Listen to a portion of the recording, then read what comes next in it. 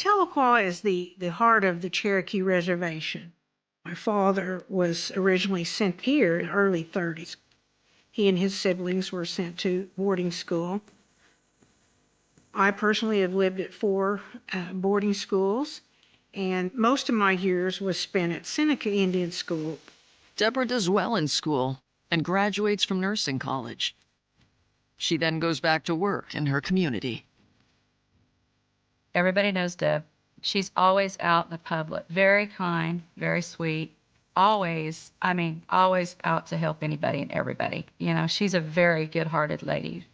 I'm very active in my community, and it's just a celebration of the Cherokee. It can be community activities, friendships, concerts. It might be birthdays. There are the powwows. There's the parade. There's tournaments, softball, golf. We love golf. I'd been playing golf a while, for years and years. Deborah has spent almost her entire life on the reservation, and even married and then divorced a local non-native man. In 1998, she's single with 2 sons when she decides to broaden her horizons by posting a dating profile online. I had hoped for a long-term relationship. I wasn't looking to move, but if someone was free to move here, that was an option for me. I met a number of gentlemen, but the one that seemed the most appealing to me, his name was Jeff Walton. Jeff's profile shared of all the things he had done in his life. He was a golfer, he was a pilot, he was a project manager for large industry, construction. He'd gone to Ohio State and played football with Woody Hayes. They exchange messages, and he tells her that he had been married and divorced once and has 1 son. When they finally talk on the phone, Deborah is charmed. His favorite word was darling, in a New Orleans accent. I just thought that was amazing. When he began to talk about Native American music, I think I was just gone at that point. I was like, this guy really gets me. 3 months into their online relationship, Jeff tells Deborah that business is bringing him to Oklahoma. It's time to meet. I had a big event planned. I was having my family over, and I was having dinner, and I'd fix dessert, and, you know, just doing a home welcome. Here's my family, welcome to Tahlequah, that kind of thing. Everyone came but Jeff. Jeff is a no-show. Well, I was sick at my stomach. And then he reached out in an email, and that's when he explained what all had happened. His mother had called him home to Canada. His brother John was missing. The family was worried about him, and he just had to go home. I just felt such compassion for them that he was missing.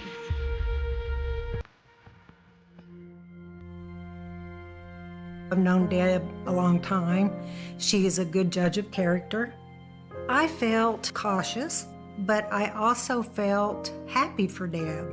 She told me all about him. She showed me pictures. She was just happy as could be. When Jeff's brother returns, with little explanation, Jeff is ready to carry on where he and Deborah left off. He came here on April 23rd, 1998. I went to visit a medicine man, and I did have him bead a feather. Then I gave that to Jeff when I picked him up at the airport. It's a part of my culture. I was very nervous, very nervous. It's scary, because I'd been single a number of years. You know, I really loved this guy, and I'd never met him. And our first weekend together, I took him all around, introduced him to as many friends as I could, took him to my golf course. Everyone was friendly, even my guy friends were friendly. It was beautiful, it was very lovely. My boys, they liked him. He's a very personable guy. And One of my dearest golf friends was like, well, I'm not sure that you know yet, do you? And I go, oh yeah, this is the one. He was handsome. He was kind. He had that New Orleans drawl. He treated her like a princess. In fact, he called her my Indian princess. Katie's husband, Jesse, isn't as impressed. We hug each other here. And they gave each other a hug. And then Jeff does an odd thing. Well, Jeff put Jesse in a headlock. No one was looking. And so, I was just thinking, why would he do that? Well, later on, Jesse told me he hurt him because his back's jacked up. And then he said something to him like, oh, you sissy, or something. Later, Jeff reveals another surprising side of himself that Deborah had been unaware of when he goes to dinner with Deborah and her sons. And something came up about him being a veteran, and he told both my sons, he said, I will let you ask me one question about my being a veteran, about being in the Vietnam War. We began to learn about the prisoner of war story and the horrors of it. They were ambushed, his unit, and he was captured, and they took a gun butt and busted his feet, and he was able to finally get free and followed water back to American troops. I just thought he was a phenomenal man with all that he had done in his life.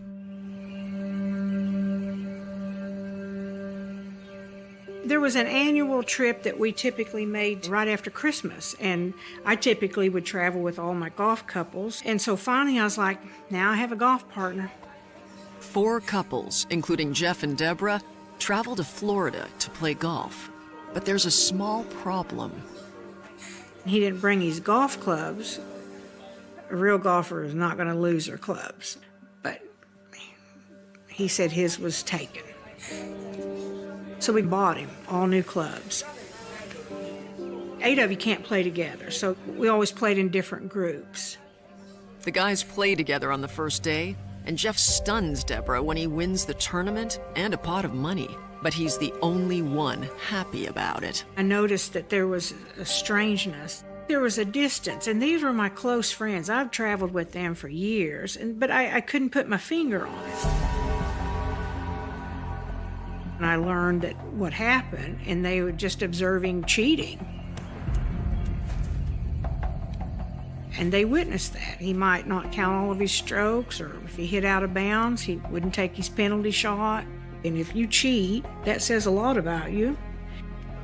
Deborah turns to her best friend Katie for advice. She was crying. She was upset because they were bad-mouthing Jeff, which made me upset. They just didn't like his personality. They didn't like to be around him. After we made that trip to Florida, that we weren't invited anymore, that was the end of our couples traveling out of state every year. Despite this, Jeff decides to leave his home and contractor job in Kentucky to live with Deborah in Oklahoma. He expressed that he liked it here, and we began to talk about him moving. That was the next plan that we talked about. I was just really committed. We'll find work for you. I was just all in, fully committed. I just felt so warm in his presence, I just felt such love in my heart for him. 3 months after they first met, Jeff arrives in Oklahoma, and Deborah rushes to the airport. It was a little late, so he was already off the plane and out into the big common area, and his voice was kind of shaking. And so I was like, well, I guess he's really scared, I would be too. He's really taken a big step, giving up everything. Of course, he's probably a little frightened, But I remember his voice shaking a little bit, and he just said, you're going to marry me. You're marrying me, right? Looking back at that very moment that he came here, it's It's like the darkness came in the door.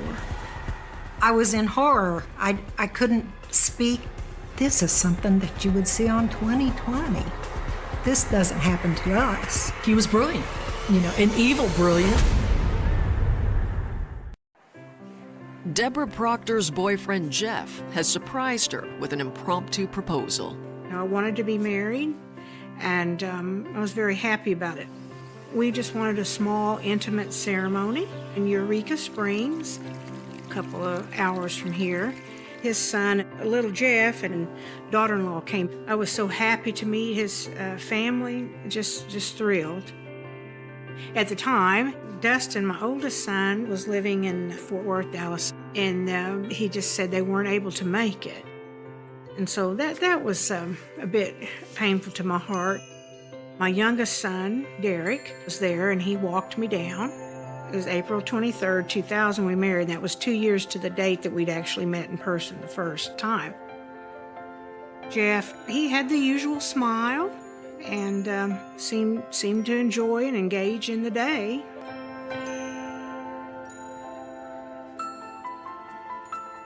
I just went right on like I would normally go, except now I had a partner and a husband to go with me. Immediately I went to work trying to help him get work, and a friend gave him a job, and he didn't keep that longer than 3 days. He came home and he just said that really wasn't what I was looking for, and I was like, oh, well, that's disappointing, but it's okay, something will work out. In March 2004, Jeff redeems himself when he lands his best contract yet for a construction job at a prison in North Carolina. I was very excited about it. I was just going to give up everything. I gave notice of 2 or 3 months. It's a big step for Deborah, who is a hospital nurse and the director of a healthcare clinic. But just before she's ready to leave, she gets a call from Jeff. And he said that there was another contractor. He got upset with Jeff over something and kind of approached him like he was going to hit him. And Jeff said, I told him, you're picking on the wrong guy. He said he didn't stop, so I took him out. He said, I broke his teeth.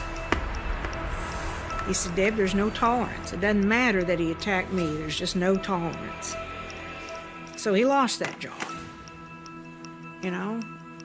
This was a great job. I was moving out there. I'd already given notice. I was going to finish a different degree at Duke. I was pretty excited. Deborah rescinds her notice, but it's hard to turn a blind eye to Jeff's violent outburst. And at that point, I was like, I don't know. I think I'm just done. I can't. What is this work stuff? How can you mess this up? I talked to my closest friend, Katie. By this time, everyone liked Jeff. They just felt like, I needed to help pack him up and move him home, that there wasn't anything he could do if he was being attacked, that he warned the guy. I mean, we just made excuses for him. That's what honest, loving people do, I think, that can't see evil in people. Deb can't see evil in people. But the stressful ordeal takes a physical toll on Deborah. And when we came back, I was just deathly ill. But I'm such a fighter and a push on, I just didn't pay attention. By the time we got home late morning, I was like, I can't breathe. You have to take me into the hospital. And of course, I was a nurse at the hospital at that time, so the crowds were gathering. Everyone was very concerned. Everyone but Jeff, who goes home. Deborah is so sick with pneumonia that she's unaware he's left her side. I ended up having to go on life support. He was absent. He wasn't there. He never called. It was an hour by hour, is she going to make it? My husband would have been right there by my bedside. I think it was 9 days and 6 or 7 on life support. My friends were just furious that he left me. When I kind of came around, they were all still very angry. That he would just walk out not knowing if I was going to live or die. Deb bounces back quickly and forgives Jeff for his absence, but her friends think she should walk away from the relationship. I didn't feel like I was making excuses. I felt like they just didn't understand. Over time, most of Deborah's friends forgive Jeff, who is suitably remorseful, and he finally settles into his new life in Oklahoma. When he did locate employment, it was typically good. He might have to travel to Arkansas or Tulsa or Bartlesville from here, but, he made a good living at times. But before long, another shoe drops. Somehow, IRS bills arrived, and I was like, what's this about, Jeff? I didn't know you owed thousands of dollars to the IRS. You probably should have told me that. And he said, well, we're still fighting it. I was just angry. Here was this enormous tax bill that he didn't tell me he owed, but there wasn't any way around it. We had to pay it. In January 2003, Deborah and Jeff finally receive welcome news. It's his mother Dot's 80th birthday, and they are invited to a party in Edmonton, Alberta. He'd been in my life for 5 years, and I'd never met anybody in his family except little Jeff. So that's when we flew to Canada for the birthday party. Jeff's Canadian family has a completely different surname, Stan, not Walton. Jeff told me that he was born in Alaska. Sometime in grade school that they moved to Canada, and that's why his name was different. He had a different dad. But in 2003 when we went, just his mother was alive, and I met his sister Wendy. She's just got to be a great human. And then his brothers, 2 brothers, Alan and John. Deborah is also about to meet a man named Dave Semple, a law enforcement officer who is attending the party for Dorothy Stan as well. In 2003, my mother called and said that there was an 80th birthday party for Dot and suggested that I go up and represent the family. Birthday party was in an apartment building where his mother lived. By the time I got there and got out of my car and started walking towards the building, and I saw 2 guys walking towards me, and I saw that big toothy grin, but I recognized it right away. I said, Ronnie Stan, that's gotta be you. Well, hey, I was your closest friend back in 1947, and he recognized me then and gave me a great big bear hug. And that's when he said, I'm not Ronnie Stan, my name is Jeff Walton. If Dave looks like he's seen a ghost, it's because the man who Dave Semple knew as Ronnie Stan died in a barn fire in 1977. There was a bunch of pigs that were in the barn that died. The fire department and the OPP did an investigation. Everybody just assumed that he had died. And the intense fire, it rendered everything right to dust. Now Ronnie Stan has risen from the dead with a different name, Jeff Walton. But why is Jeff's family keeping Deborah in the dark? Double lives are fascinating. We all wonder if we've met somebody who has some kind of secret life behind them. I didn't want to see it. I thought he was a good guy. 3 years after marrying Jeff, Deborah Proctor finally meets his mom at her 80th birthday party in Canada. I was so happy to meet his family, just thrilled. And we all just hit it off famously. Was happy to meet Dave, a childhood friend. She is unaware that everyone at the party, including his family, knows Jeff by another name and are colluding to keep it from her. Jeff asks Dave not to tell Deborah, and he obliges out of loyalty. I'd always called him Ron, and now all of a sudden to have to catch myself and call him Jeff, so I basically tried not to call him anything at all. There's a lot of questions running around in my head, but wasn't time to be asking anything at that point. I just sort of glad to see him again. She's so delighted to meet Jeff's Canadian family, Deborah doesn't notice any awkwardness. Had no idea. None. And they all called him Jeff. His family. They stick together. They were just happy as heck to have him back. Made the family complete again. After talking to his mom and to his brothers and sisters on that very, very first night, I was satisfied that there was nothing that was, there was no wrongdoing. He had simply disappeared.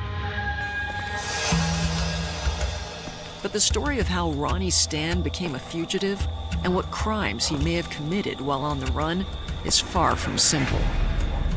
What Jeff's friends and family know, and what Deborah won't find out for another 10 years, is that back in 1977, Ronnie Stan was married to a woman named Gail and had 2 children.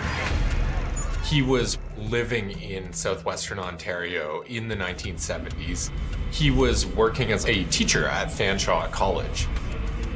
He also had a farm. So he was working on the farm at night, and by day he was teaching. He had become involved with a student. It's not good to be involved with a student at any time, but especially if you're married with children. This student told her mother that she was going to marry Ronald Stan. And her mother phoned his mother, and his mother told him, "You're in big trouble. She's from a very rich and powerful family." So on that day, his whole world was going to come apart.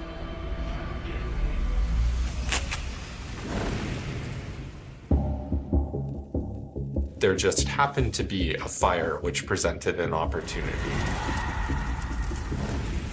He's sitting there in the field and he can hear his wife screaming as she sees the barn burning, knowing that he was supposed to be in there feeding the pigs. He had $3,000 that was in his pocket, and under the cover of night, he hopped on a bus and crossed the border and decided to go to New Orleans. Initially, Ron's family presumes that he died in the fire with the pigs and are unaware that he now adopts a new identity.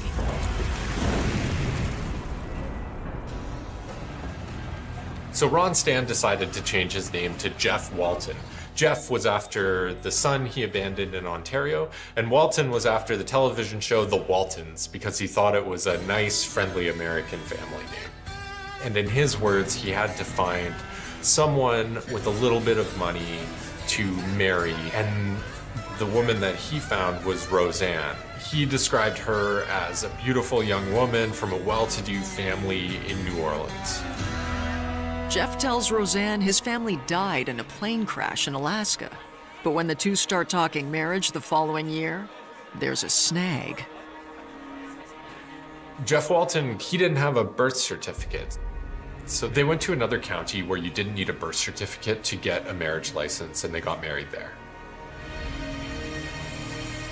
And he was clearly still married to Gail, his Canadian wife. He told me that he wound up getting married and having a child with her, little Jeff. My first impression of Roseanne was she seemed like a very nice woman who had a very bad relationship with Jeff Walton. In her words, she said he could charm a snake. Roseanne got in some kind of a car accident with a commercial vehicle, and there was a lawsuit with a settlement of $500,000. Roseanne said that Jeff spent a lot of money on booze and women and partying in New Orleans. He wound up divorcing her, and she said then he wound up marrying a Playboy bunny. And again, I figured, well, that's really, but that turned out to be true. Jeff Walton's second wife, or Ron Stan's third wife, is Holly Kelly.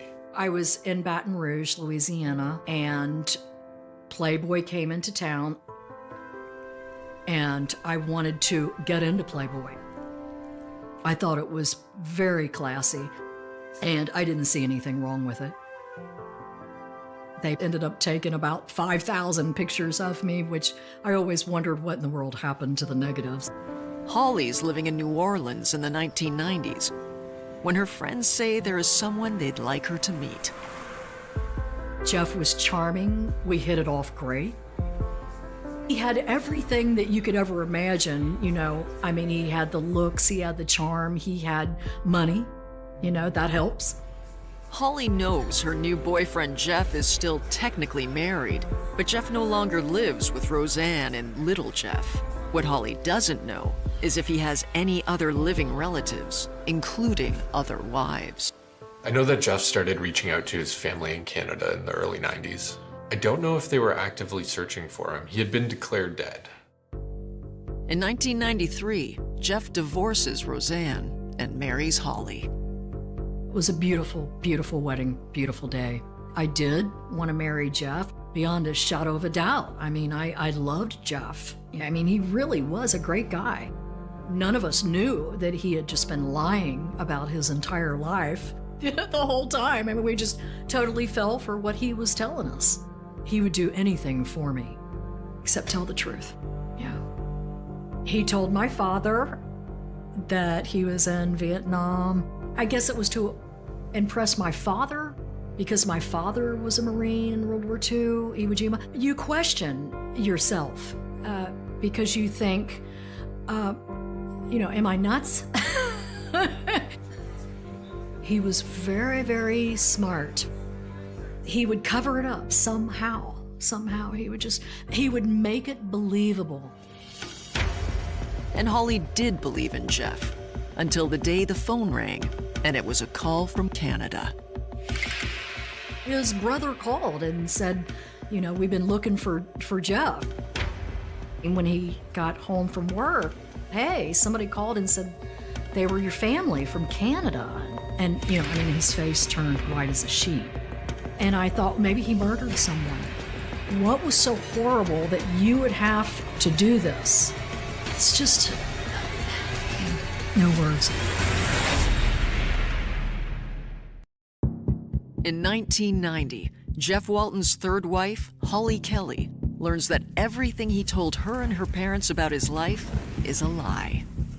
I had to go tell my mother and father all of this, that this guy that they thought was Jeff Walton, his name's Ron Stan. The question is where do you take it from there?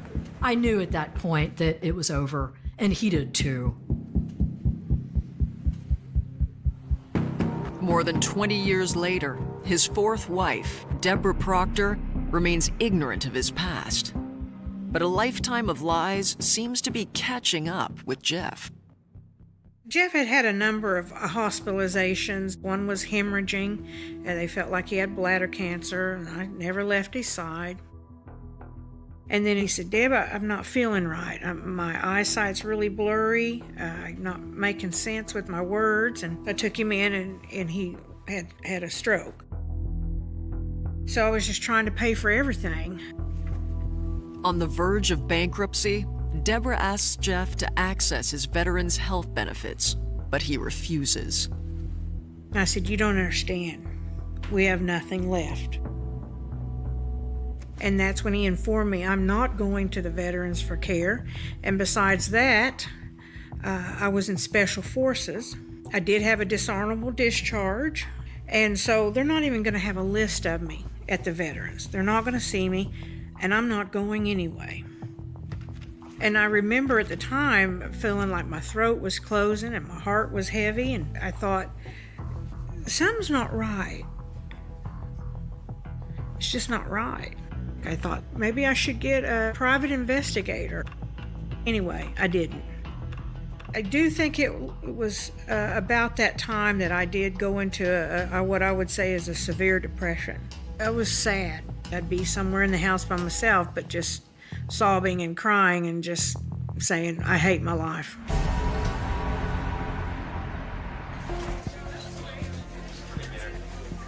August 1st, 2014, I was just in my office and a phone rang, and I picked up this particular phone call, and he identified himself, his badge numbers, and he was in OPP, Ontario Provincial Police.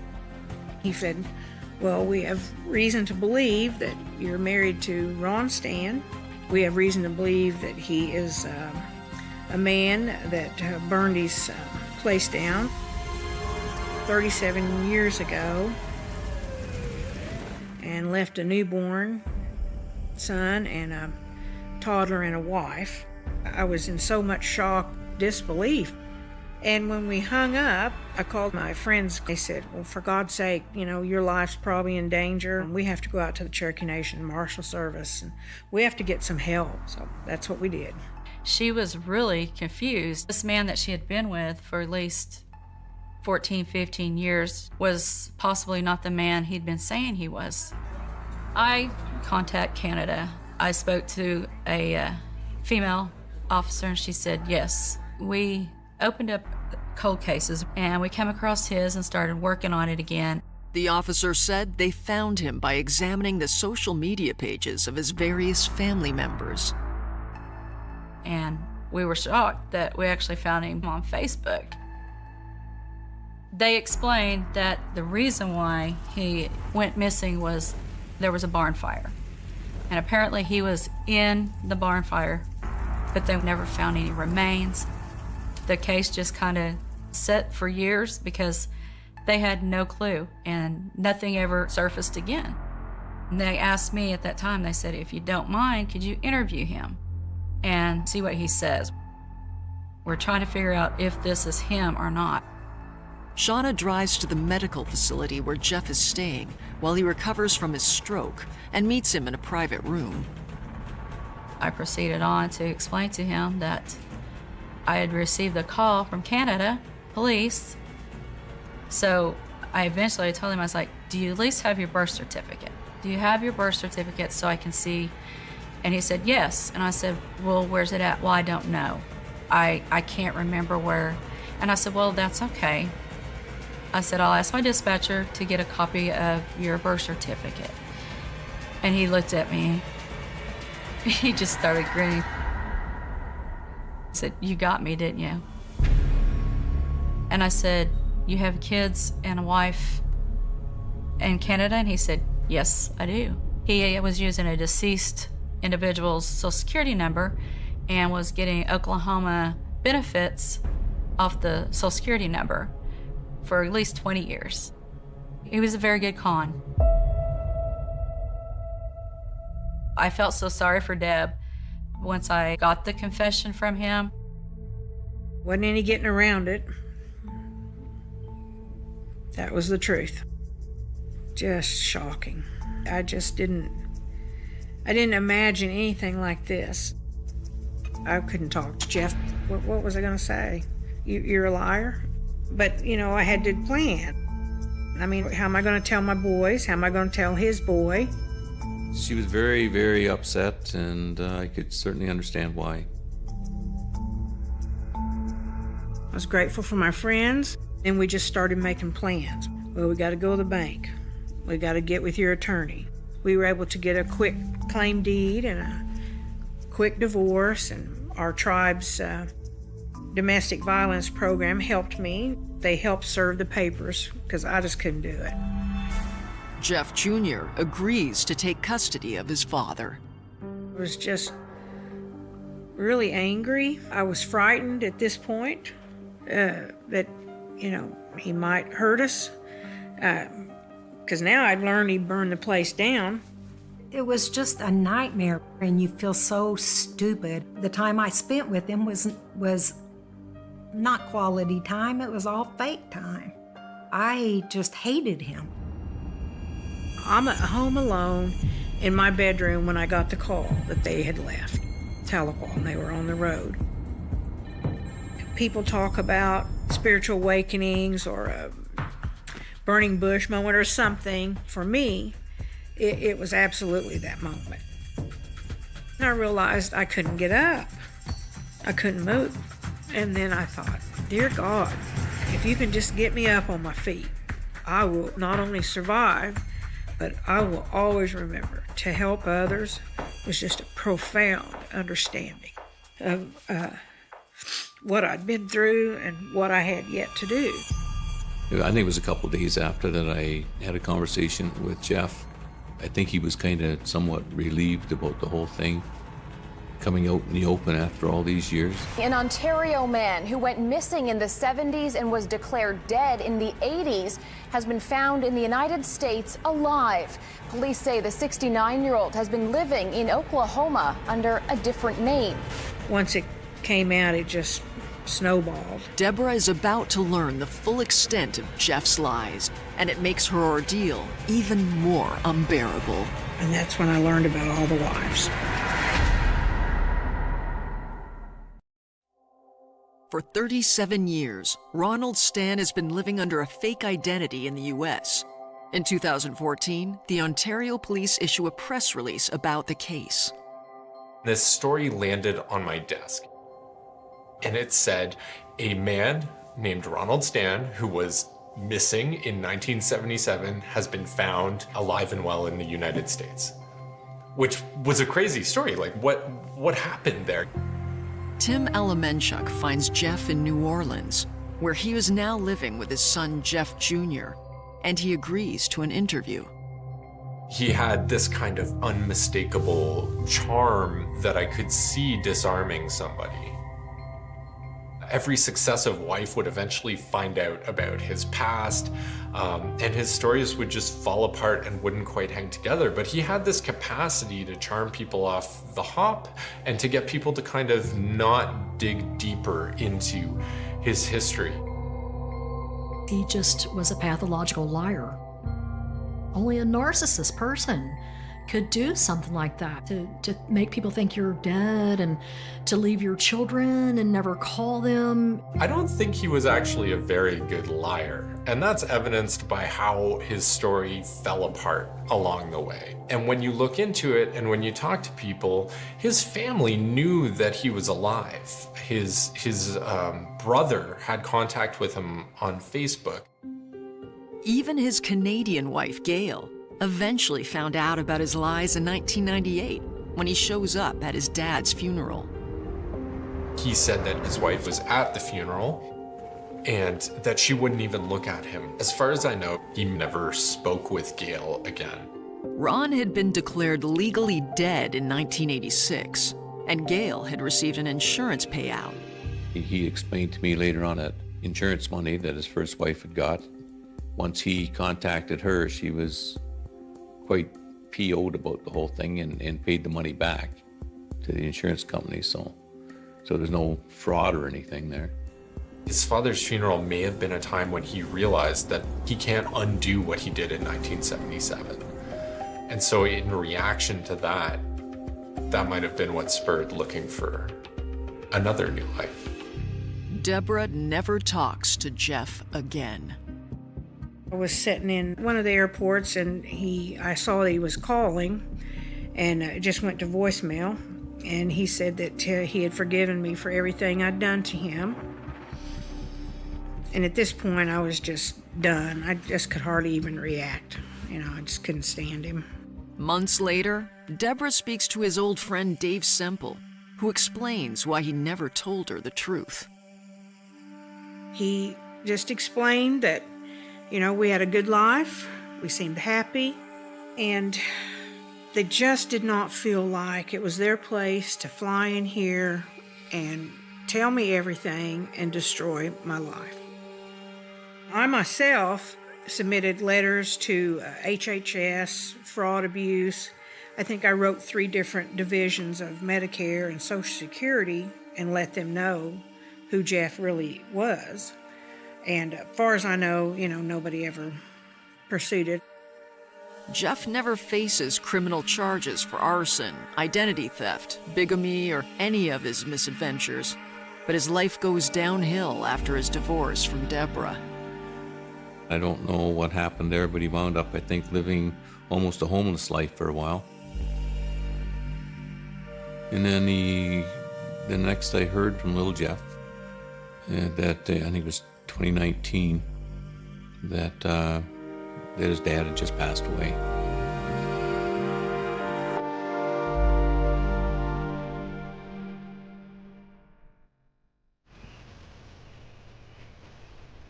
Jeff may have left behind a trail of damaged lives, but Deborah transcended his betrayal, although it took her some time. I just went through a lot of periods of just being furious, angry, turn it on myself sometimes, how could you? And then resentful at all the best years of my life I spent with him. The job that I've moved into, it is the focus entirely, is domestic abuse, family abuse, particularly women, but families. I'm a director of a program that's our total focus. And I feel like it's fulfilling a commitment I made right after this happened, that I would always help others in this situation. Because we can go on to not only survive, we can live. And I feel like I live. Not just a survivor, I live. That's what I would want for others. We're warrior women. We're very strong. In the cold November air of Paris, where the streetlights tremble in the mist and every echo seems to hide a secret, there exists a question that has haunted a neighborhood for more than 2 decades. How can a single disappearance freeze an entire city in fear, then vanish from the headlines, as if swallowed by the darkness it created? It begins with a scream that no one heard a shadow, no one recognized, and a night that refused to speak.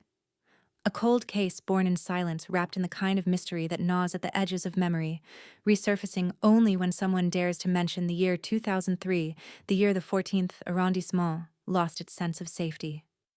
Paris remembers the case not through official reports or police briefings, but through whispers, unfinished sentences, tight grips on café cups, glances exchanged like warnings.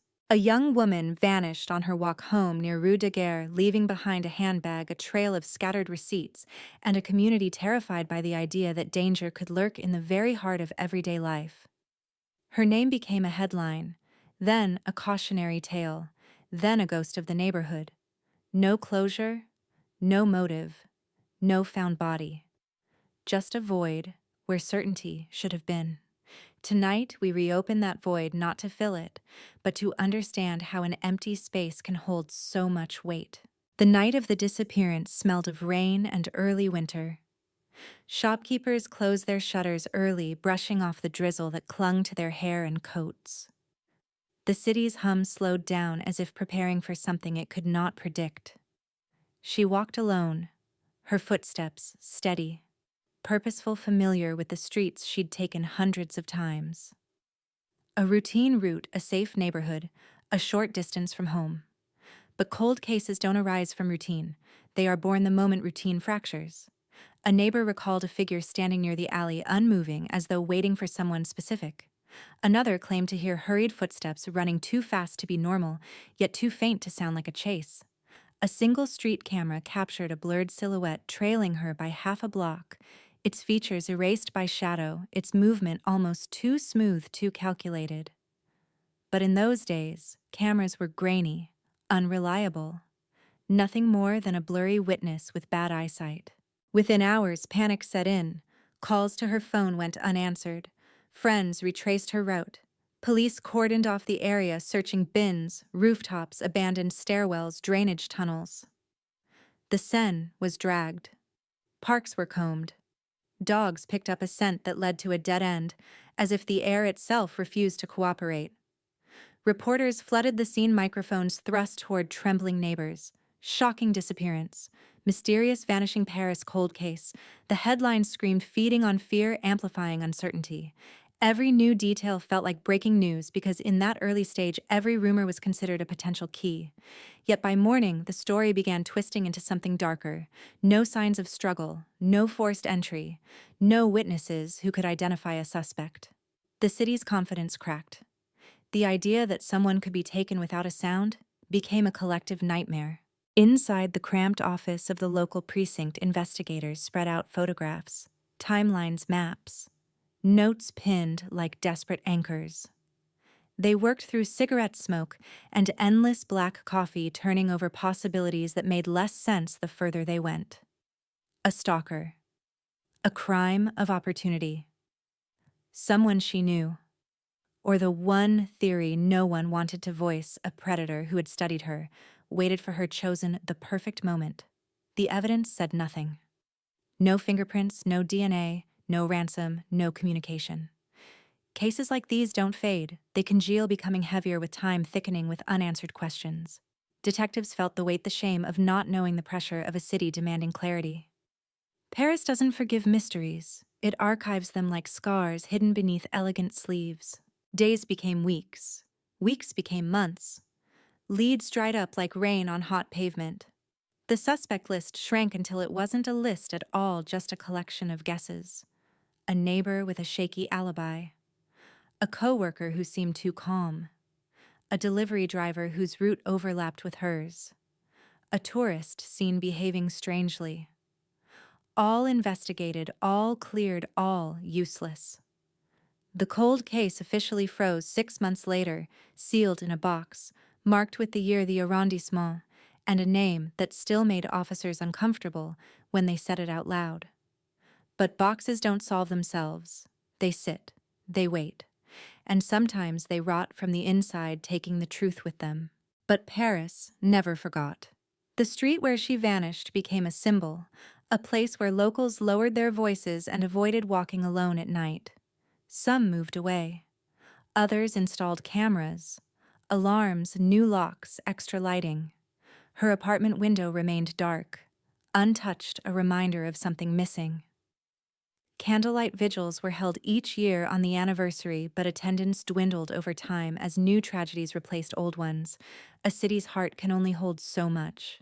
Yet for the family, time didn't dull the pain, it sharpened it. They visited the precinct every year, asking if anything new had surfaced. They searched online forums, contacted psychics, hired private investigators. The more time passed, the more the silence felt like an insult. And then came the detail no one expected. A new detective assigned to review old cases noticed an inconsistency in the original file, something small, something overlooked, something that didn't fit. A handwriting discrepancy, a timestamp that contradicted a witness statement, a piece of evidence logged incorrectly, a shift in routine that in hindsight mattered. Cold cases don't reopen because of miracles. They reopen because someone looks at them without the exhaustion of those who lived through the initial storm. And when fresh eyes meet old mysteries, buried truths sometimes begin to twitch. What he found wasn't proof. It was a crack, thin, jagged and dangerous.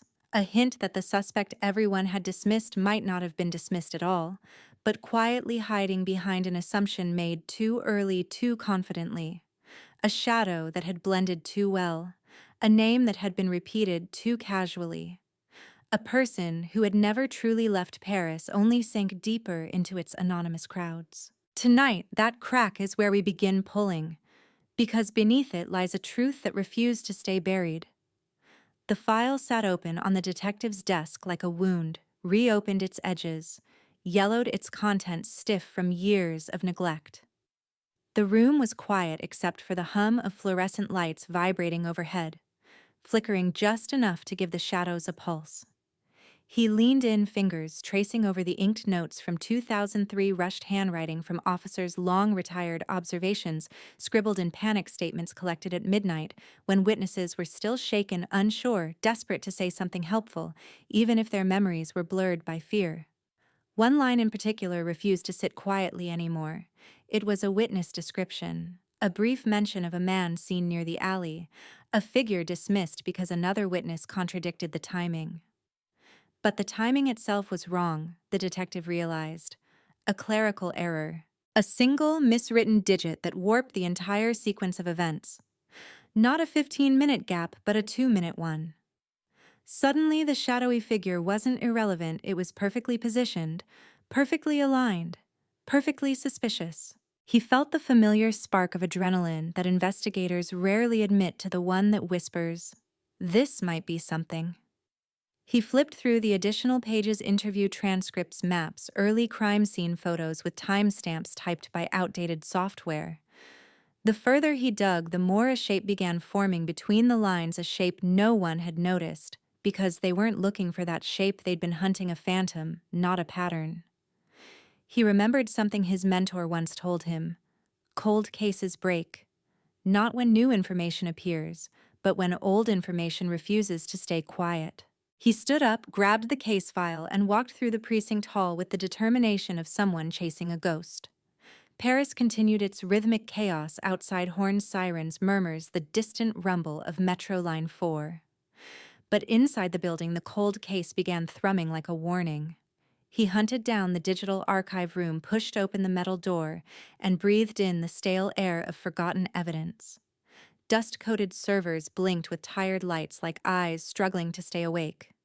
He logged into the system with a password older than some of the interns and pulled up the archived surveillance recordings' grainy monochrome security footage from a time before high resolution became common.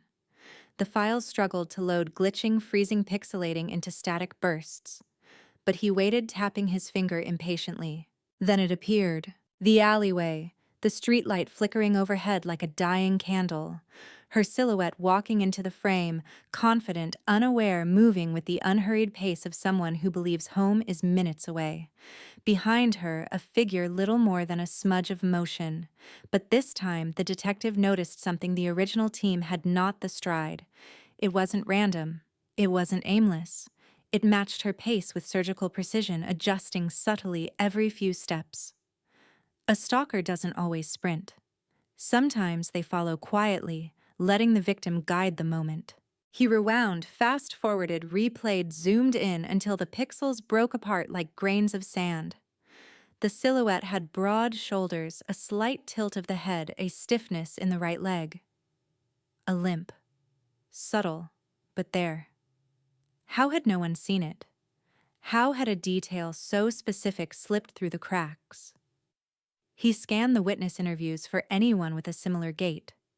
Nothing. Not one person mentioned a limp. But that only meant the suspect had been careful. No one stands still when they want to blend in. The detective printed the enhanced still and pinned it to his wall, stepping back to look at the artifact from a night the city wanted to forget. The suspect, whoever he was, had become a shadow twice, once on the footage and once in the investigation itself. But shadows leave trails when the light hits at the right angle. He dove deeper, revisiting old interviews with the renewed aggression of someone who knows they're chasing something real. Her coworker, her neighbor, the man who owned the cafe she passed every evening, the street vendor who claimed he saw nothing because he closed early that night, the building concierge who insisted she didn't remember anyone unusual, even though unusual is exactly what people remember. Every statement felt too neat, too rehearsed, particularly those given days after the disappearance when panic had turned into cautious distance. People forget, he reminded himself, but sometimes they choose to forget. One entry caught his eye: a maintenance worker who claimed he was repairing a light fixture near the alley at the time of the disappearance. He'd been dismissed early on because his paperwork matched his story, but paperwork can be forged, manipulated, submitted after the fact. And the detective found something odd. There was no record of the city requesting repairs on Rue de Guerre that week. None at all. The claim had been accepted because the worker seemed harmless, cooperative, helpful. Too helpful. He pulled the man's file, scanned the information. Mid-40s, lived alone in the suburbs. No criminal record. No previous run-ins with police. On the surface, another ordinary Parisian worker. But the detective had learned long ago that ordinary is the perfect disguise. He searched the man's employment history. Multiple job changes. Long gaps unexplained. A transfer request filed the week after the disappearance approved suspiciously quickly, almost as if someone wanted him gone from the area without raising questions. The detective felt the air thicken. He checked for medical records, and there it was. The man had a knee injury documented years earlier, the kind that creates a permanent limp. A tiny detail buried in a file no one had connected to the case. His pulse quickened. He pulled out the surveillance still again, comparing the posture, the shoulders, the tilt, the leg. It aligned too well to ignore. But suspicion is not proof. Cold cases crumble under assumption. He needed something solid, something irrefutable. He contacted the municipal archive requesting maintenance logs from 2003, old paper files stored in a warehouse, the kind of place where dust settles in layers thick enough to write your initials in. Hours later, he found the truth in a drawer that hadn't been opened in decades. The maintenance worker had never been assigned to Rue de Guerre. His alibi was fiction. His presence was unauthorized. The detective felt the ground shift beneath him. This was no longer a forgotten witness. This was someone close. Someone entangled someone whose shadow had hovered over the investigation like a specter, pretending to be innocent. He drafted a report, brought it to his commanding officer, and watched the man's eyebrows rise as he flipped through the pages. The evidence wasn't enough to accuse, but it was enough to question, enough to breathe new life into a case that had suffocated under time. Approval came quickly. The detective tracked down the address listed in the old file, half expecting the man to have disappeared into some new identity. But no, he still lived in the same suburb, in the same quiet street, in the same modest apartment that blended into the rows of identical buildings. Some people don't run because they don't think anyone is still chasing them. As the detective approached the door, he felt the tension coil in his chest. He knocked. Silence. He knocked again, hearing faint movement inside, hesitant, uneven, as though someone was deciding whether to hide or confront. The door creaked open, revealing a man older, paler, thinner than the file photo. Eyes that flickered too quickly. A limp more pronounced now, the body worn by time. He forced a smile. Yes, the man asked. The detective introduced himself, mentioning the 2003 investigation. The man froze, his expression flickering like old video footage struggling to render. He recovered quickly, but not quickly enough. Guilt, when caught off guard, always shows itself in microseconds. I already told the police everything, he said with a shaky breath. The detective nodded slowly, his tone calm, almost gentle. I believe you did. But I need to confirm a few details. The man hesitated, then stepped aside to let him in. The apartment smelled faintly of dust, of old newspapers, of someone living alone with memories they don't want examined. On the wall hung a single photograph, an alleyway dimly lit, strangely similar to Rue de Guerre. A collector's print, perhaps. Or a reminder. The detective's gaze lingered on it, and he could feel the atmosphere tighten the way air changes before a storm. Something about this place felt wrong. Something about the man felt unfinished, like a sentence that hasn't reached its full meaning. He began asking simple questions, watching the man's hands tremble, noticing how he avoided looking at the printed still in the detective's folder. The limp became more obvious when he shifted in his chair. Every answer seemed practiced, memorized long ago, ready for a moment exactly like this. But rehearsed stories have cracks too. When asked about the maintenance assignment, the man's lips tightened. I told them, he repeated. The lights were out. I was fixing them. The detective leaned forward. There is no record of any repair order. Silence. A heavy, living silence. The man's eyes drifted toward the door, as if measuring whether he could reach it before the detective. But he didn't move. He just breathed shallow, uneven, defeated. The detective didn't accuse him. Not yet. He simply watched, letting the silence do the interrogation. Because sometimes guilt doesn't need questions. Sometimes guilt speaks for itself. And in that apartment, surrounded by dust and shadows, something began to unravel. The silence inside the apartment grew dense, pressing against the walls like an invisible weight. The detective could almost feel the years of unspoken truth trapped in the air, hovering between them, like dust suspended in a thin beam of light. The man shifted in his seat, trying to disguise the tremor running through his fingers by clasping his hands tightly together. But even locked hands cannot hide fear. It escapes through breath-eyes posture. The detective saw all of it, the little fractures in the composure of someone who had lived with a secret long enough for it to calcify into habit. He walked slowly across the room, not as a threat, but as someone tracing the shape of a story that had been half-written, smudged, then abandoned. His steps were unhurried and deliberate, absorbing the details, a stack of newspapers dating back years, all folded too neatly. A shelf filled with forgotten tools, some rusted, some spotless. A desk drawer left slightly ajar, revealing the corner of a notebook worn at the edges. The photo on the wall, an alley shrouded in half-light, seemed to watch him with unsettling familiarity. He wondered how many times the man had stared at that image in the dark, replaying the night of the disappearance like a ritual or a curse. The detective stopped near the window, lifting the curtain to glance at the street below. Motionless buildings, pale morning light, a quiet too normal to be trusted. Behind him, the man swallowed hard, the sound cutting through the stillness like a crack in ice. "You didn't come here just to ask questions," the man finally said, voice brittle. The detective turned slowly, studying the man's silhouette against the dim living room lamp. "I came because something in your story doesn't line up," he replied, keeping his tone soft, almost compassionate. "Usually that means someone misremembered, but sometimes it means someone remembers too well." The man flinched, the words hitting him with more force than raised voices ever could. He looked away, gaze drifting toward the door again, a reflex more than an escape plan. Years of hiding can train a mind to look for exits even when none are taken. The detective sat across from him, leaning in slightly. "You said you were repairing lights that night, but you weren't assigned there. And the logs show no maintenance scheduled within a kilometer of Rue de Guerre."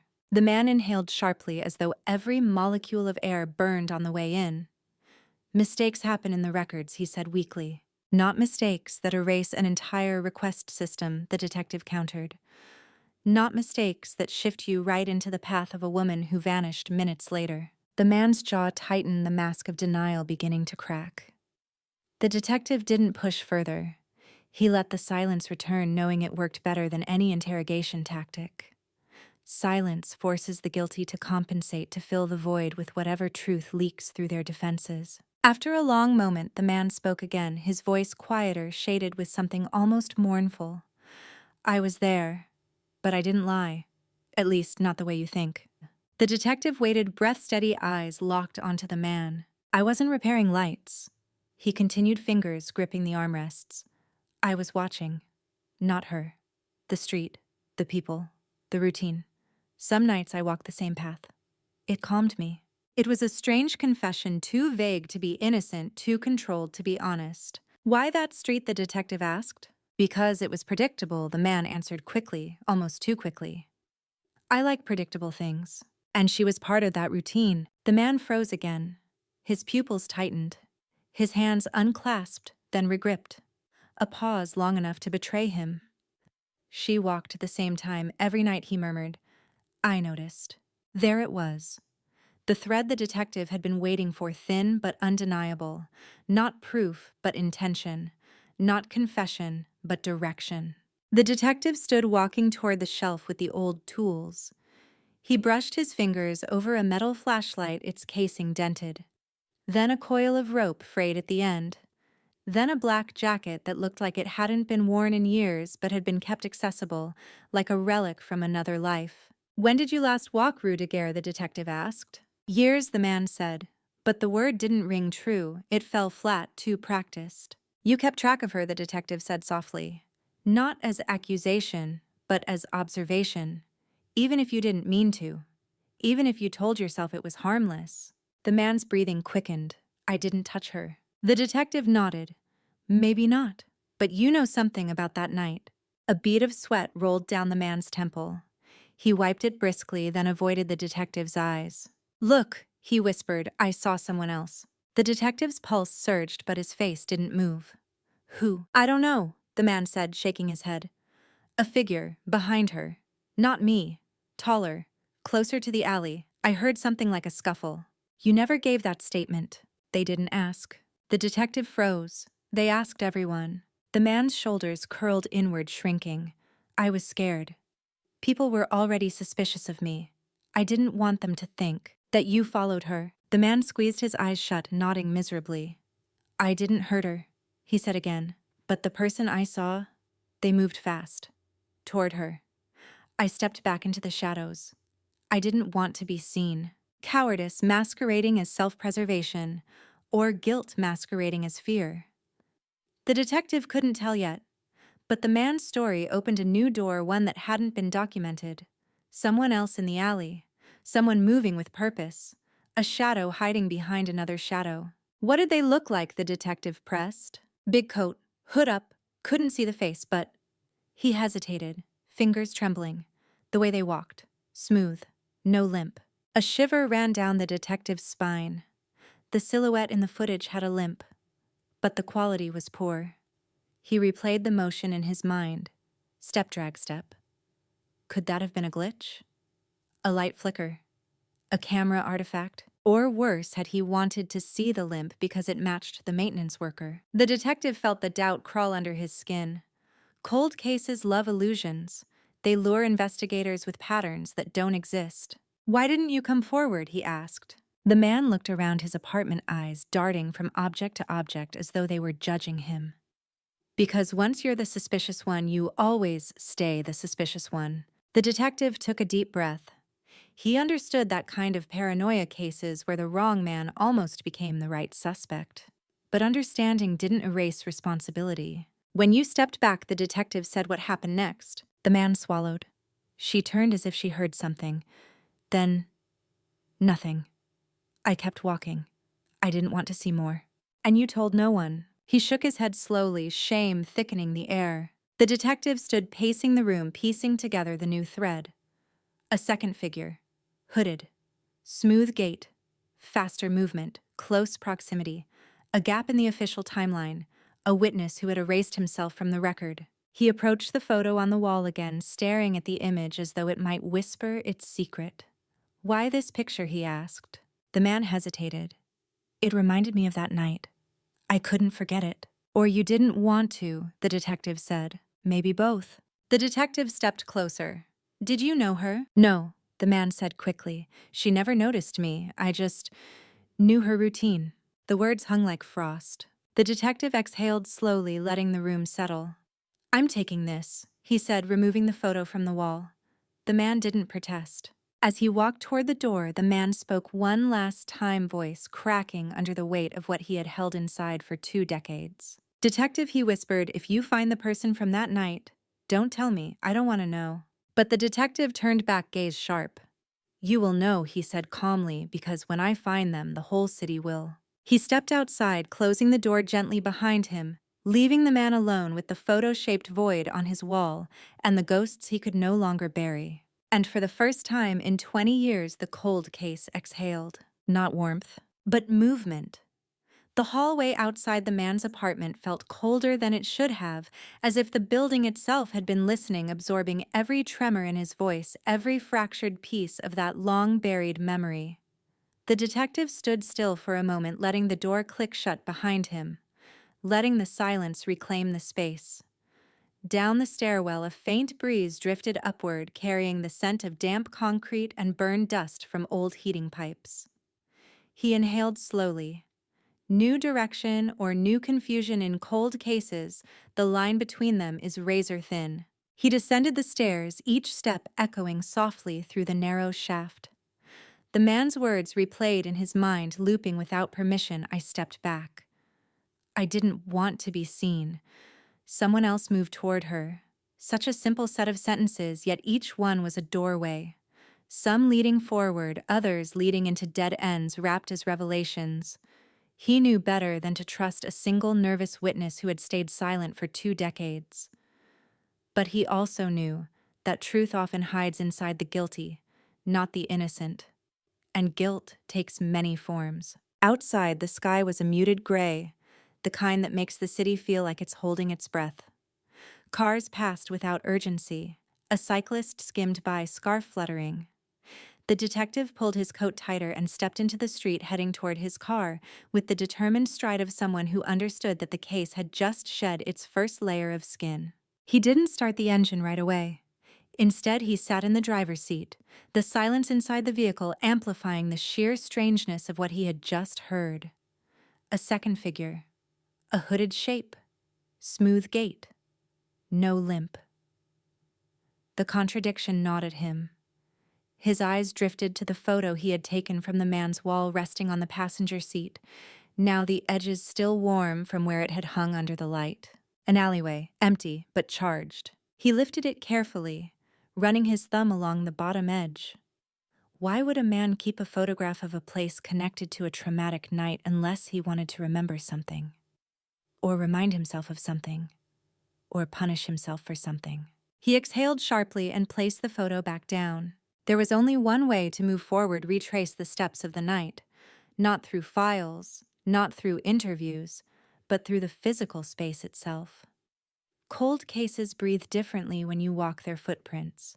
They whisper things paper can't. The detective started the engine and turned toward the 14th arrondissement. The drive across Paris was slow-choked by midday traffic horns echoing up concrete walls, scooters weaving through narrow gaps with reckless grace. But the detective's mind wasn't in the present. It was drifting 20 years back, imagining the girl walking alone, the drizzle settling on her coat, her hair catching faint streetlight glitter. Imagining the man watching her from the corner, imagining the second figure slipping through the gaps of perception like smoke. When he finally reached Rue de Guerre, he parked near the bakery that had been there since the 80s, its awning faded, its tiles unchanged. The street wasn't loud, but its weekday rhythm was steady: tourists snapping photos of cheese displays, locals carrying groceries, the smell of fresh bread drifting lazily. Life had continued here, unbothered by the tragedy it once hosted. He stepped into the alley entrance where the light naturally dimmed, filtering through high walls.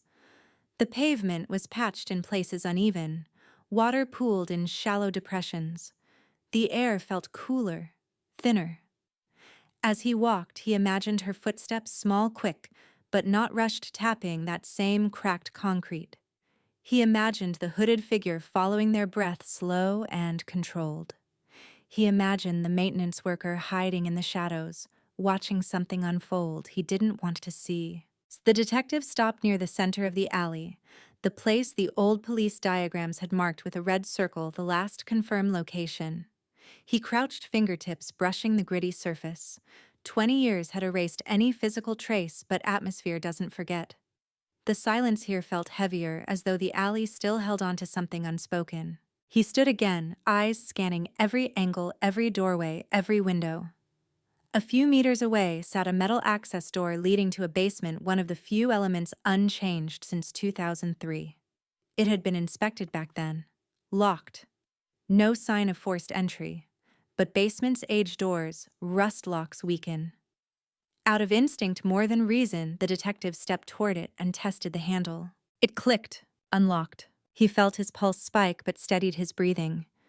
He pulled the door open slowly, revealing a steep stairwell descending into darkness.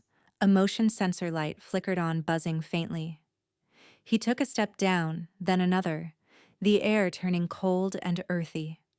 Rows of old pipes lined the walls. The smell of mold clung to the space. Water dripped rhythmically somewhere deep within. Basements don't hide bodies for 20 years, but they hide things. Secrets, edges, overlooked details. He reached the bottom and scanned the room. Boxes stacked haphazardly. Rusty equipment. A tattered sign from a business that closed decades ago. Nothing screaming relevance. Yet something felt wrong, not in sight, but in the quiet. A kind of stillness that felt too intentional. He moved further in, shining his phone flashlight across the concrete floor. Dust coated almost everything, thick and undisturbed except for a path near the back wall, faint but visible where dust had been swept aside by repeated footsteps. Recent ones. Someone used this basement. Someone had been coming here. But for what? The path led toward a metal cabinet bolted into the wall. The detective tugged the handle.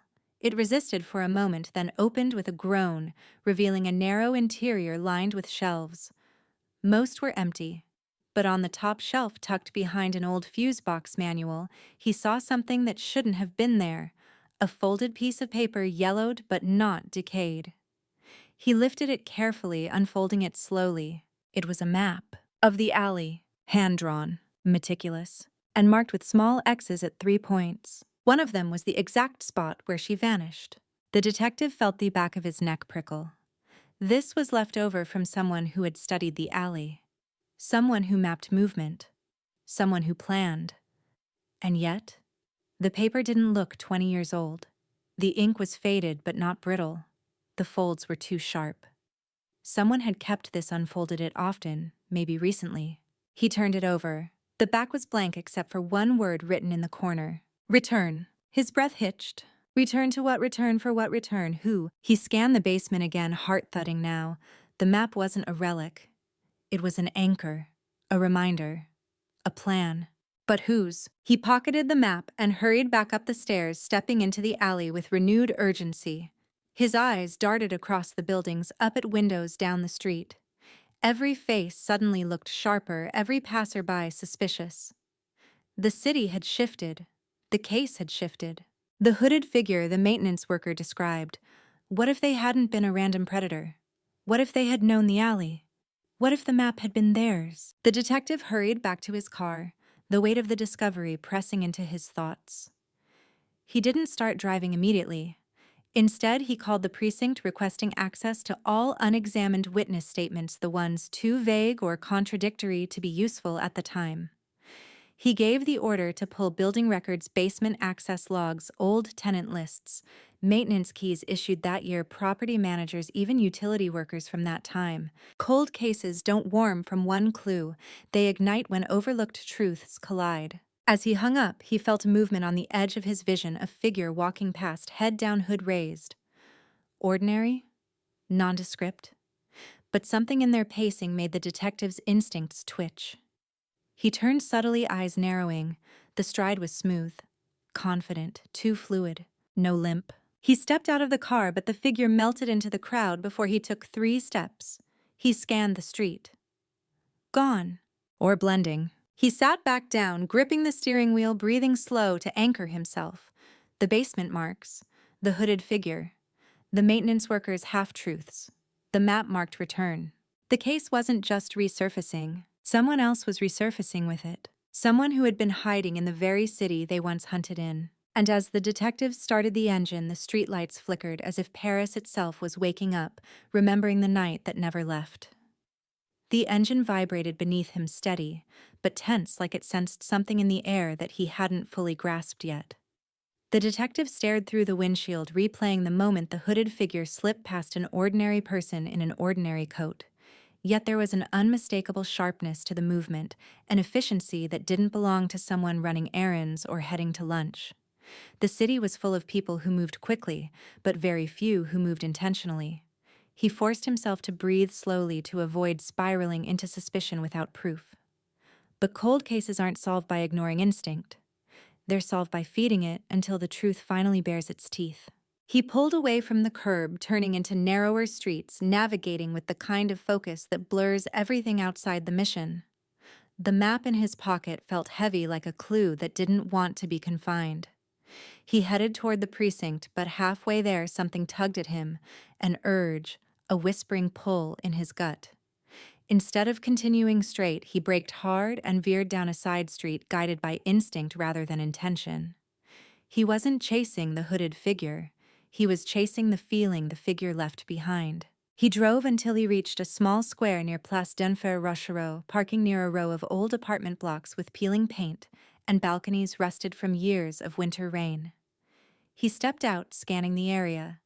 Mothers pushing strollers, a teenager skateboarding, an elderly man feeding pigeons.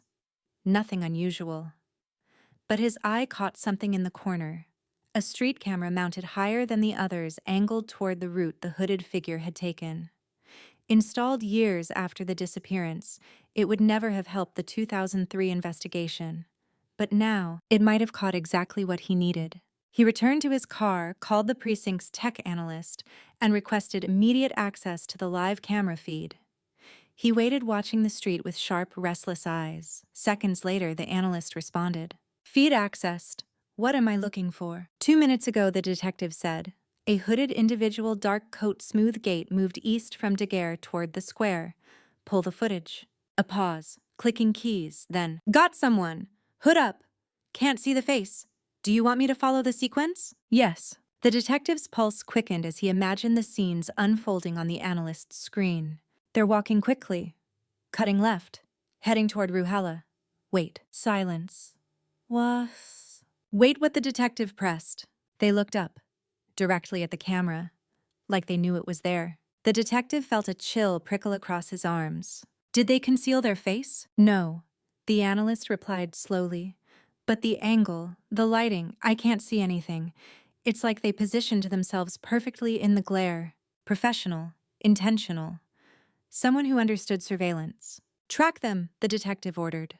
I'm trying, but... Another pause, longer, too long. They're gone, the analyst said, vanished between frames. The detective exhaled through gritted teeth. Vanished how? No obstruction, the analyst said. No angle change. One frame, they're there, next frame, the sidewalk's empty. A gap of 1/20th of a second. Enough for someone who knew every blind spot, every sensor weakness, every camera flicker cycle. He hung up, heart pounding with a strange mix of dread and exhilaration. Cold cases don't just reopen, they resurrect predators. And this one seemed awake. He turned toward the apartment buildings surrounding the square. A cluster of older structures, some renovated, others crumbling. If the hooded figure lived nearby, they could have slipped inside one of the doors effortlessly, like a ghost returning home. The detective approached the nearest building, scanning the buzzers. Half the names were outdated, some units empty. One listing caught his eye, an apartment with no name, just a blank metal plate. A space someone wanted to erase or keep anonymous. He pressed the buzzer. No answer. He pressed again, longer. Still nothing. When he stepped back, he noticed something on the ground, a small indentation in the dust on the doorstep. A fresh shoe print, size medium, deep tread. Not the flat, worn sole of an elderly tenant. More like someone who moved swiftly. He crouched, examining it closely. The edges were sharp, recent, hours old. Maybe minutes. He photographed it, knowing it wasn't evidence, just a suggestion, a whisper pointing him in another direction. He straightened, scanning the windows above. Second floor. One window cracked open slightly, a thin curtain swaying faintly even though the air was still. He walked around the building, finding the back entrance, a rusted metal gate secured by a simple latch. He lifted it with 2 fingers. It opened with no resistance. Not a good sign. Either someone forgot to lock it, or someone used it recently and didn't want to be heard. He slipped inside the courtyard, a narrow space littered with dead leaves and broken tiles. The building's back door stood slightly ajar. He pushed it gently, the hinges whining softly. Inside, a dim corridor stretched forward, lined with old mailboxes and peeling wallpaper. A faint smell of mildew and stale cigarettes clung to the air. He moved quietly, listening. Above him, a floorboard creaked, not muffled but sharp, as though someone had shifted their weight. He stopped dead, every sense sharpening. Another creak, directly above. He climbed the stairs, slow and steady, avoiding the loudest boards. On the second floor, he paused outside the door with the blank metal plate. The apartment without a name. No sounds came from inside now. The silence was too complete, too controlled. He placed his ear against the door. Nothing. But silence hides intentions, and he didn't trust it. He knocked once. The sound echoed down the hallway, dull and heavy. No response. He knocked again, harder. Still nothing. He reached for the doorknob purely on instinct and turned it. It moved, unlocked. The detective exhaled quietly and pushed the door open. Inside the room was dim lit only by a sliver of light leaking through the half-closed shutters. Dust floated lazily in the beam, undisturbed. The apartment felt paused, like someone had left abruptly but expected to return. Sparse furniture, a small table, a metal chair, old floorboards, a lamp unplugged from the wall. But no clutter, no personality. The air felt sterile, like a place someone used only when they had to. He stepped in slowly, shoes silent on the wooden floor. Then he saw it. Pinned to the wall with a single piece of tape, a newspaper clipping. Paris woman disappears without a trace.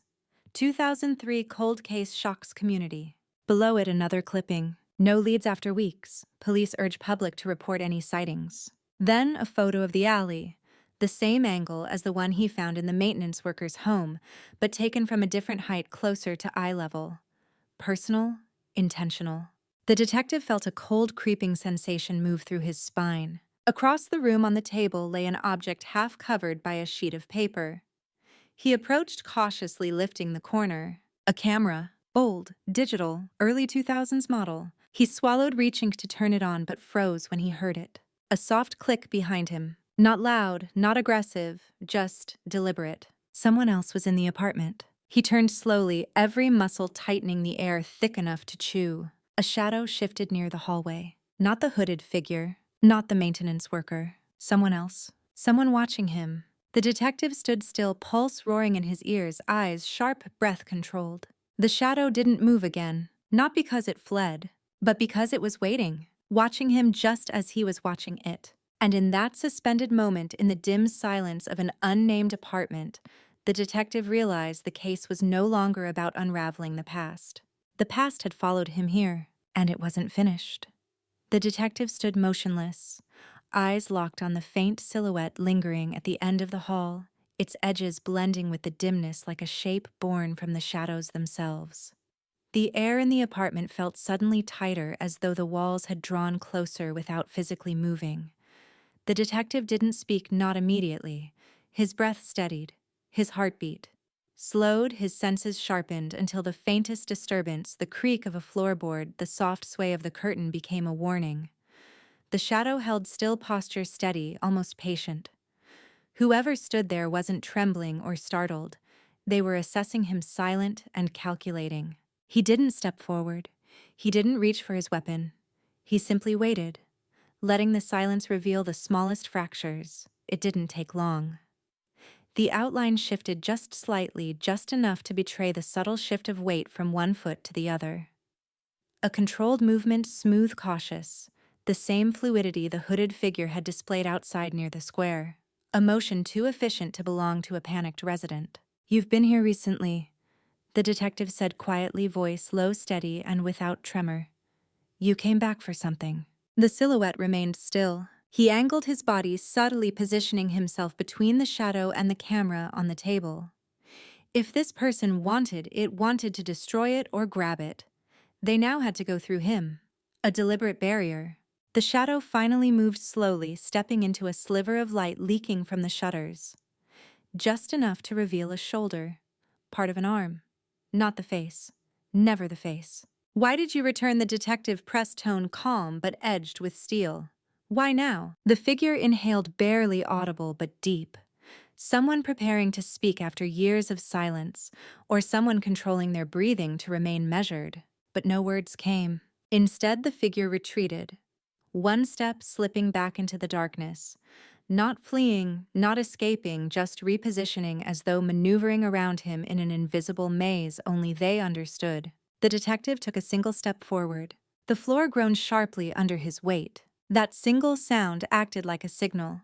The shadow shifted again, this time more quickly, and he realized what was happening. This person wasn't planning an attack.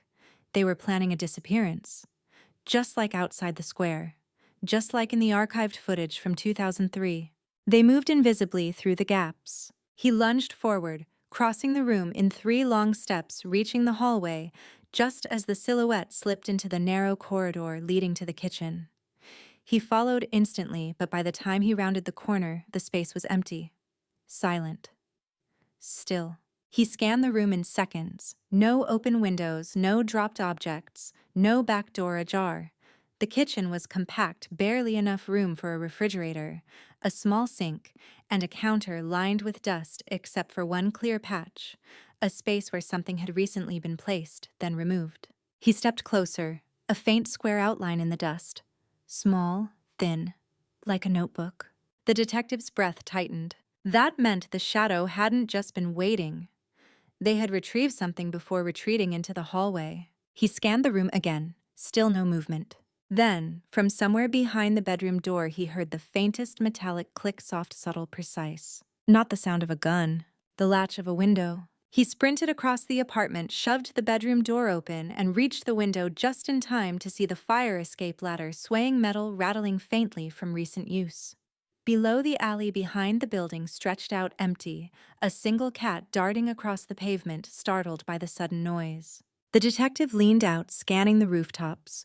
the balcony's every escape route that branched off the fire escape. But the figure was gone, dissolved back into the city like mist. He cursed under his breath, gripping the windowsill tightly, feeling the old paint chip under his fingers. He wasn't dealing with a panicked bystander or an opportunistic criminal. This was someone who had spent years perfecting invisibility. Someone who had lived with the cold case as intimately as the victim's family. Someone who knew every blind spot the city offered. He pulled back inside, closing the window, and returned to the main room. The camera still sat on the table. He approached it with caution, picking it up gently, feeling the weight of old technology in his hand. He pressed the power button. Nothing. He removed the battery. Missing. He checked the memory card slot. Empty. The shadow had taken the card. Not the camera, just the card. Why to erase something, to hide something, to prevent the detective from seeing something? His eyes returned to the wall of clippings. Headlines, details, diagrams. Someone had built a shrine to the case. But one clipping stood out, pinned separately from the rest. A small article from 2004, insignificant on its own. Anonymous tip dismissed, no substantial evidence found. The detective plucked it from the wall. Someone had circled the date in faded red ink. Not the headline, the date. He checked the metadata on the phone photo he'd taken earlier in the apartment, the map in the basement. The word return. He put the pieces together. Someone came back over and over again. Someone watched the alley long after the press moved on. Someone left maps, observed patterns, revisited the scene. Someone left clues, not for the police, but for themselves. A predator who didn't want to forget, or someone who couldn't let go. He took a final look around the apartment, letting every detail settle into memory. Then he stepped out, closing the door softly. The hallway buzzed faintly from the fluorescent light flickering overhead, casting brief shadows that stretched and shrank like silent warnings. He descended the building's interior stairwell, taking measured steps, every sense tuned to the faintest sound. The exit door groaned when he pushed it open, letting him spill back into the cold Paris air. The sky had darkened. Evening approached.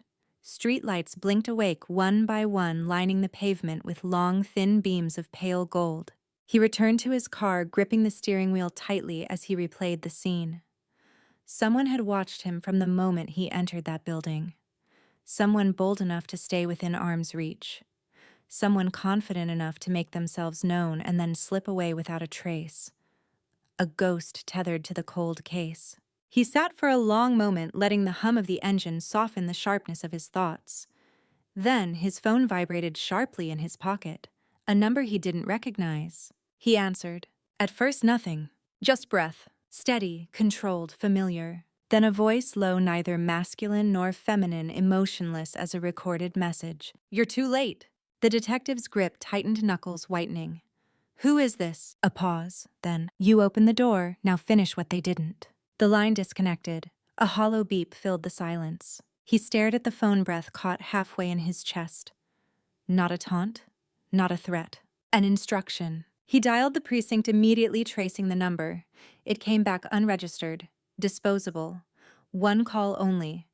A ghost number. He hung up and looked through the windshield toward the unnamed apartment, its windows black, still impenetrable. The cold case wasn't just warming, it was burning. Someone out there had waited 20 years for someone to return to the alley. Someone who watched him uncover the basement map. Someone who stood behind the maintenance worker in memory. Someone who moved like a practiced shadow. As he pulled away from the curb, heading back toward the precinct, he felt something shift deep in his gut. A hunter's instinct sharpening into certainty. The truth wasn't hiding in the past. The truth was walking beside him in the present. And it had just stepped out of the shadows long enough to whisper, "You're too late." But the detective wasn't late. He was right on time. The road back to the precinct unfolded beneath the detective in a blur of streetlights and smeared reflections on rain-slick pavement, but his mind wasn't following the route his hands were steering. It was elsewhere, looping through the whisper on the phone, the shadow in the apartment, the empty camera missing its memory card. The city moved around him with its usual indifference, honking impatiently, rushing through crosswalks, smoking under awnings. But tonight Paris felt different. It felt watched. Not by him, but beside him, behind him, across from him, like someone breathing just out of sight. He turned left onto Boulevard Raspail, the tires hissing softly on wet asphalt. Red brake lights ahead flared like wounds fading just as quickly. The detective's pulse throbbed steadily, matching the rhythm of the windshield wipers sweeping away droplets that clung stubbornly to the glass. The phone call wouldn't leave his mind. The voice had been too calm. Not taunting, not triumphant. Just notifying. As if delivering a message someone had written years ago and waited for the right moment to send. "You're too late." Too late for what? He parked near the precinct, stepping out into the cool air. The city's sounds thinned at this hour, replaced by distant sirens and the low hum of street lamps. As he crossed the entrance, the receptionist gave him a brief look. Not surprised to see him return so soon, cold case detectives rarely leave the past behind long enough to rest. Inside his office, the fluorescent lights hummed weakly, flickering in a way that made paperwork look older than it was. He spread the clues across his desk, clippings the basement map. The photo from the maintenance worker's screenshots the analyst had sent of the hooded figure outside the square. Each item felt like a bone from a skeleton that refused to assemble itself. He stared at the map again. 3 X's drawn with uncanny precision. One marking the last known spot of the victim.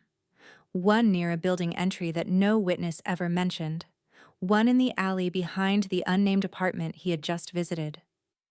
But something new hit him. The X's weren't where he would stand if he were following a victim. They were where someone would observe from. Vantage points, positions of control. He leaned closer, eyes narrowing. Who draws a map of their own crime scene? Not the impulsive, only the meticulous. Only someone who returns to relive moments. Or someone preparing for something else entirely. He reached for the printouts of witness testimonies. Most useless, some contradictory, but one stood out now in a way it hadn't before. A woman who lived above a street cafe had mentioned a tall figure standing still near the trash bins every night for weeks. Police at the time dismissed it because the description didn't match known suspects. But the detective realized the significance predators don't always approach. Sometimes they watch. Sometimes they wait. He circled the testimony with his pen, the ink bleeding slightly. The cold case wasn't only about disappearance, it was about surveillance. He pulled up the original crime scene photographs on his computer, enlarging each angle until pixels blurred. The alley, her bag, the scattered receipts. Then something he had skimmed over dozens of times, a faint shape on the far edge of the frame. Not a person. A reflection in a window, a blur. But not random. It was a figure turned away, shoulders hunched, head down, and the timestamp. Exactly 2 minutes after her last appearance on the camera. 2 minutes. The same 2 minutes that had been erased by a clerical error. He felt the surge of adrenaline before he stood up. Someone had manipulated the timeline. Not officially. Not through the system. Through distraction. Through misdirection. The detective grabbed his coat and headed back out, unable to sit any longer, while the pieces crawled toward alignment. Outside, the city lights fractured across the windshield as he started the engine again. But he didn't drive back to the alley. He didn't drive to the maintenance worker. He drove toward the last place he expected to revisit tonight. The square where he saw the hooded figure vanish. He parked quietly, stepping into the night air, breathing cold against his skin. The square was still. Streetlights buzzed. A lone bus rolled past its interior, half empty. He approached the path the figure had taken his eyes, scanning rooftops, balconies, windows, anything that could hold a watcher. He reached the camera pole and looked up at the lens. In the stillness, something unsettling hit him. The camera was angled slightly differently than 30 minutes ago. Just a degree or two subtle enough for civilians not to notice, but obvious to someone who studied surveillance footage for a living. Someone had adjusted it. Recently, he moved closer and saw faint smudges on the metal fingerprints blurred by rain. A car drove by behind him, its headlights briefly illuminating something across the square. Near a bench, a piece of paper weighed down by a stone. Unremarkable to most. Too deliberate for him to ignore. He approached, stepping carefully, the night thick with expectation. He lifted the stone and unfolded the paper. A photograph, old, slightly grainy. It was the victim, on the night she disappeared, walking, alone, from an angle no surveillance camera had, taken by someone who followed her. His jaw tightened. On the back of the photo, scrawled in hurried black ink, were 3 words. "Do you see?" He felt the shift again, the sense that someone was choreographing his movements, leading him through a path designed years earlier. But then another realization rooted itself in his stomach. This photo hadn't been left accidentally. It hadn't been dropped. It had been placed for him. Only him. Someone watched him investigate. Someone watched him find nothing. Someone watched until he got close. And now they were guiding him. He scanned the square again, slower this time. Rooftops, doorways, shadows, a passing bus. A figure across the street turning away too quickly, a silhouette withdrawing into a doorway. He knew better than to chase a ghost head-on. Instead, he spoke quietly, under his breath, knowing someone might be listening. "You want me to follow?" The wind carried his words into the night. He took the photo, folded it carefully, and slid it into his jacket. The city around him held its breath again, as if anticipating his next step. He walked back to his car, but before unlocking it, he noticed something lodged under the windshield wiper, a small flash drive wrapped in black tape. He peeled it off gently. No markings, no notes, just a silent invitation. He didn't plug it into his police computer. He didn't risk precinct servers. Instead, he drove to an all-night print and copy shop still open near Montparnasse, where old machines hummed under flickering neon signs. Inside the shop, clerk barely looked up. The detective rented a computer terminal at the back corner, inserted the flash drive, and waited as the directory loaded. One file. Audio. He clicked it. Static crackled for several seconds, then resolved into footsteps. Cobblestones. Breathing. Then a voice. Her voice. Not panicked, not screaming, just speaking to someone close. Someone she trusted. "I'm almost home," she said, faint, muffled by rain. "I saw you earlier. Why didn't you say anything?" A man's voice replied, low, familiar, calm. "We'll talk when you get there." The detective felt the blood drain from his face. He recognized the voice. Not from the maintenance worker. Not from the shadow in the apartment. Not from a suspect file. From a recording he heard earlier that day. The unregistered phone call. "You're too late." He stopped the audio, staring at the screen, as cold realization seeped through him. The killer hadn't resurfaced. The killer had never left. And the voice that guided the victim to her final steps was the same voice guiding him now. He ejected the flash drive, pocketing it carefully, and stepped out into the cold Paris night. The street felt eerily quiet. Too quiet. He sensed movement in the alley beside the shop, but saw nothing when he turned. Whoever was orchestrating this was closer than he'd feared, closer than he'd allowed himself to consider. Not a ghost, not a shadow. A person who had walked beside the investigation for years. A person who had waited for this moment. A person who whispered through the phone, with the confidence of someone who already knew the ending. But the detective wasn't done. Not even close. He stepped out of the copy shop and into a night that felt thinner somehow, like the city had been hollowed out and left with just its skin light's noise movement, but no real substance. The flash drive sat in his pocket like a live coal radiating something more brutal than heat. Her voice wouldn't stop echoing inside his skull. "I saw you earlier. Why didn't you say anything?" And then his voice layered over it, gliding through time like it owned the silence between syllables. "We'll talk when you get there." The same tone that had reached him on the phone, telling him he was too late, as if time itself belonged to this man. He crossed the narrow street, the air biting at his cheeks, neon flickering in puddles at his feet. The next steps were obvious and terrifying in equal measure.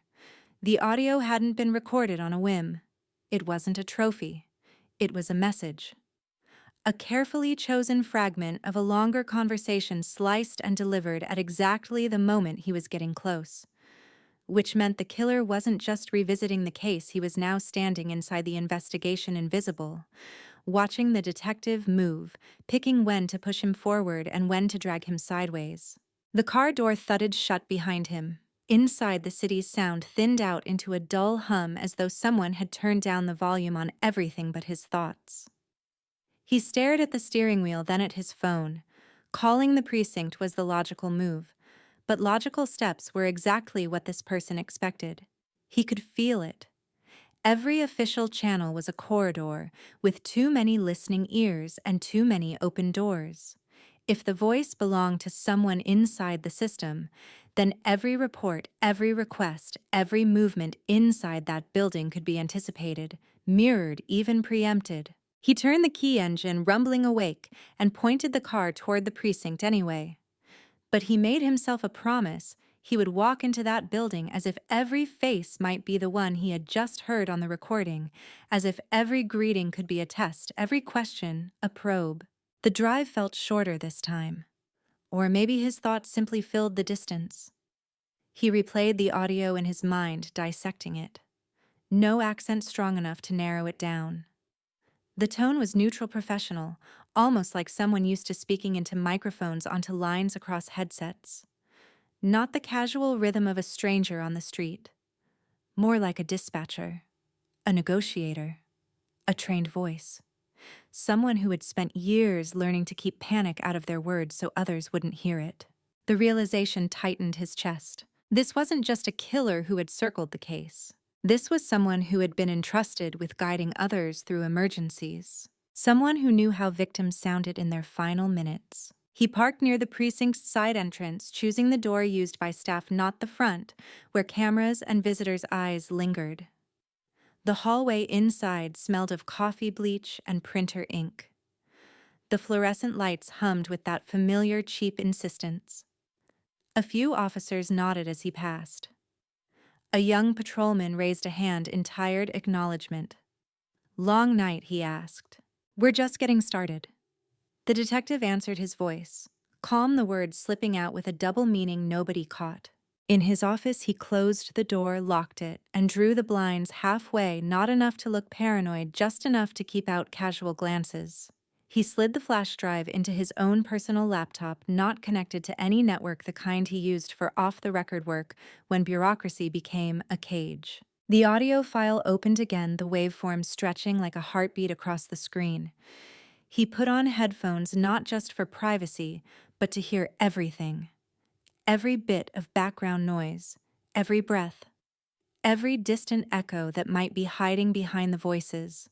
He pressed play. Footsteps, wet pavement, fabric rustling, her breathing light but steady. The faint hiss of passing traffic. Then her voice closer to the microphone now, as if she had turned toward the man walking beside her. "I'm almost home. I saw you earlier. Why didn't you say anything?" Her tone wasn't afraid, it was curious, familiar, which meant she knew him, at least enough to expect acknowledgement. Then his voice, the same measured cadence she'd heard, the same the detective had heard. "We'll talk when you get there." No anger, no threat, just certainty. He paused the recording and rewound, played the same line again and again. Each time, the familiarity burrowed deeper. The tone was unmistakable, not because he knew the man personally, but because he knew the type. Calm under pressure, precise. A voice trained not to escalate situations, to control them. He opened a new folder on the laptop and dragged the waveform into a basic analysis program he'd used before on wiretaps.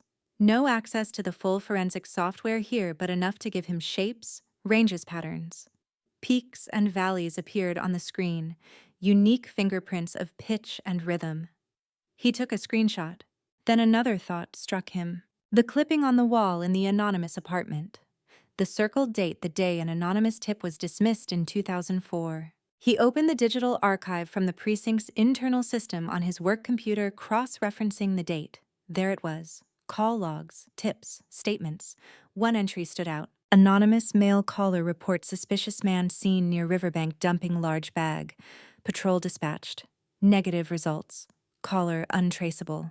Back then, just another false lead in a drowning sea of false leads. But now the detective's eyes locked onto one tiny notation, audio recorded. File stored tip 2004112203. He felt his pulse spike. If he was right, The same voice that called to misdirect the investigation. The same voice walking beside the victim that night, the same voice that had called him earlier had been preserved. Buried in the archives, forgotten. He requested the old file, disguising the request as part of a routine cold case review. The system lagged, complained, then finally churned the number out. The audio loaded.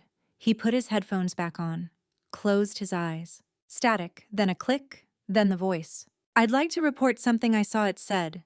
Slightly younger, the edges sharper, but the rhythm was identical. He spoke in careful, measured sentences describing a tall man with a large bag near the river at dawn, implying something sinister without saying it outright.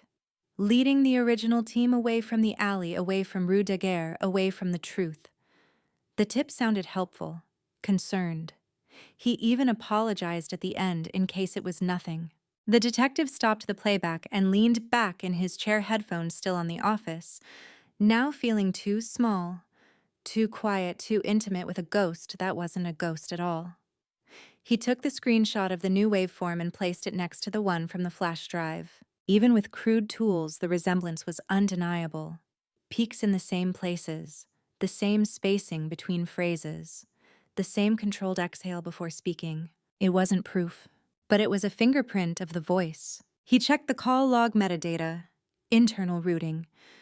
The tip had been logged by a dispatcher on duty that night, transferred from an external line.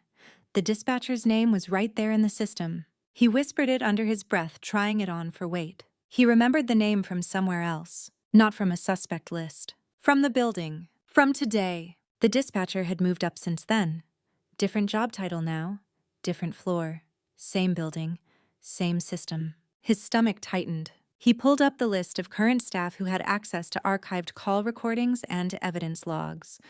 A short list: analysts, senior officers, dispatch supervisors, technicians, and one name appearing in all three columns. The same name on that anonymous tip file. The same name on a recent internal memo he had skimmed without thinking just days ago. The same person who had been assigned years back to help digitize old evidence. Someone who could pull audio copy it, erase traces, plant it in a flash drive, leave it on a windshield. Someone who could call from unregistered lines with practiced ease. Someone who had probably listened to the victim's final moments more than anyone. He scrolled back through his recent call history, checking the unknown number that hit his phone that night.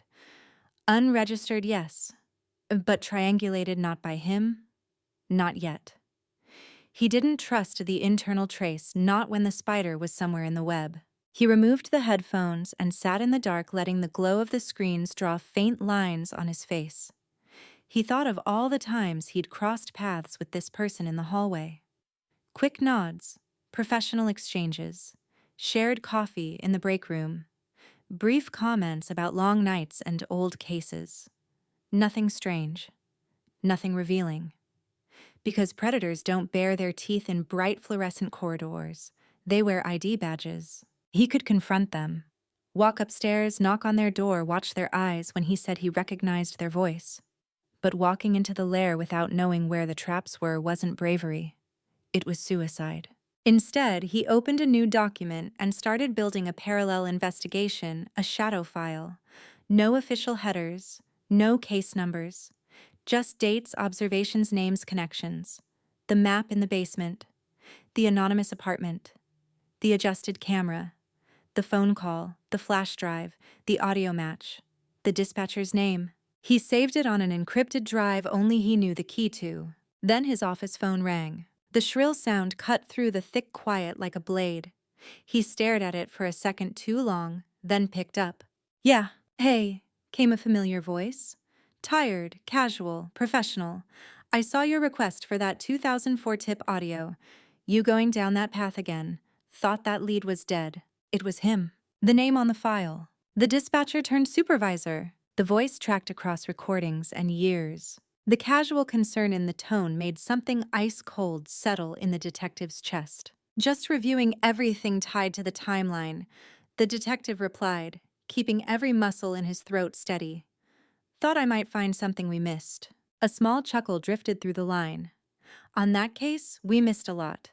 You need anything from my side, you know where my office is." "I do," the detective said. "Thanks." They hung up.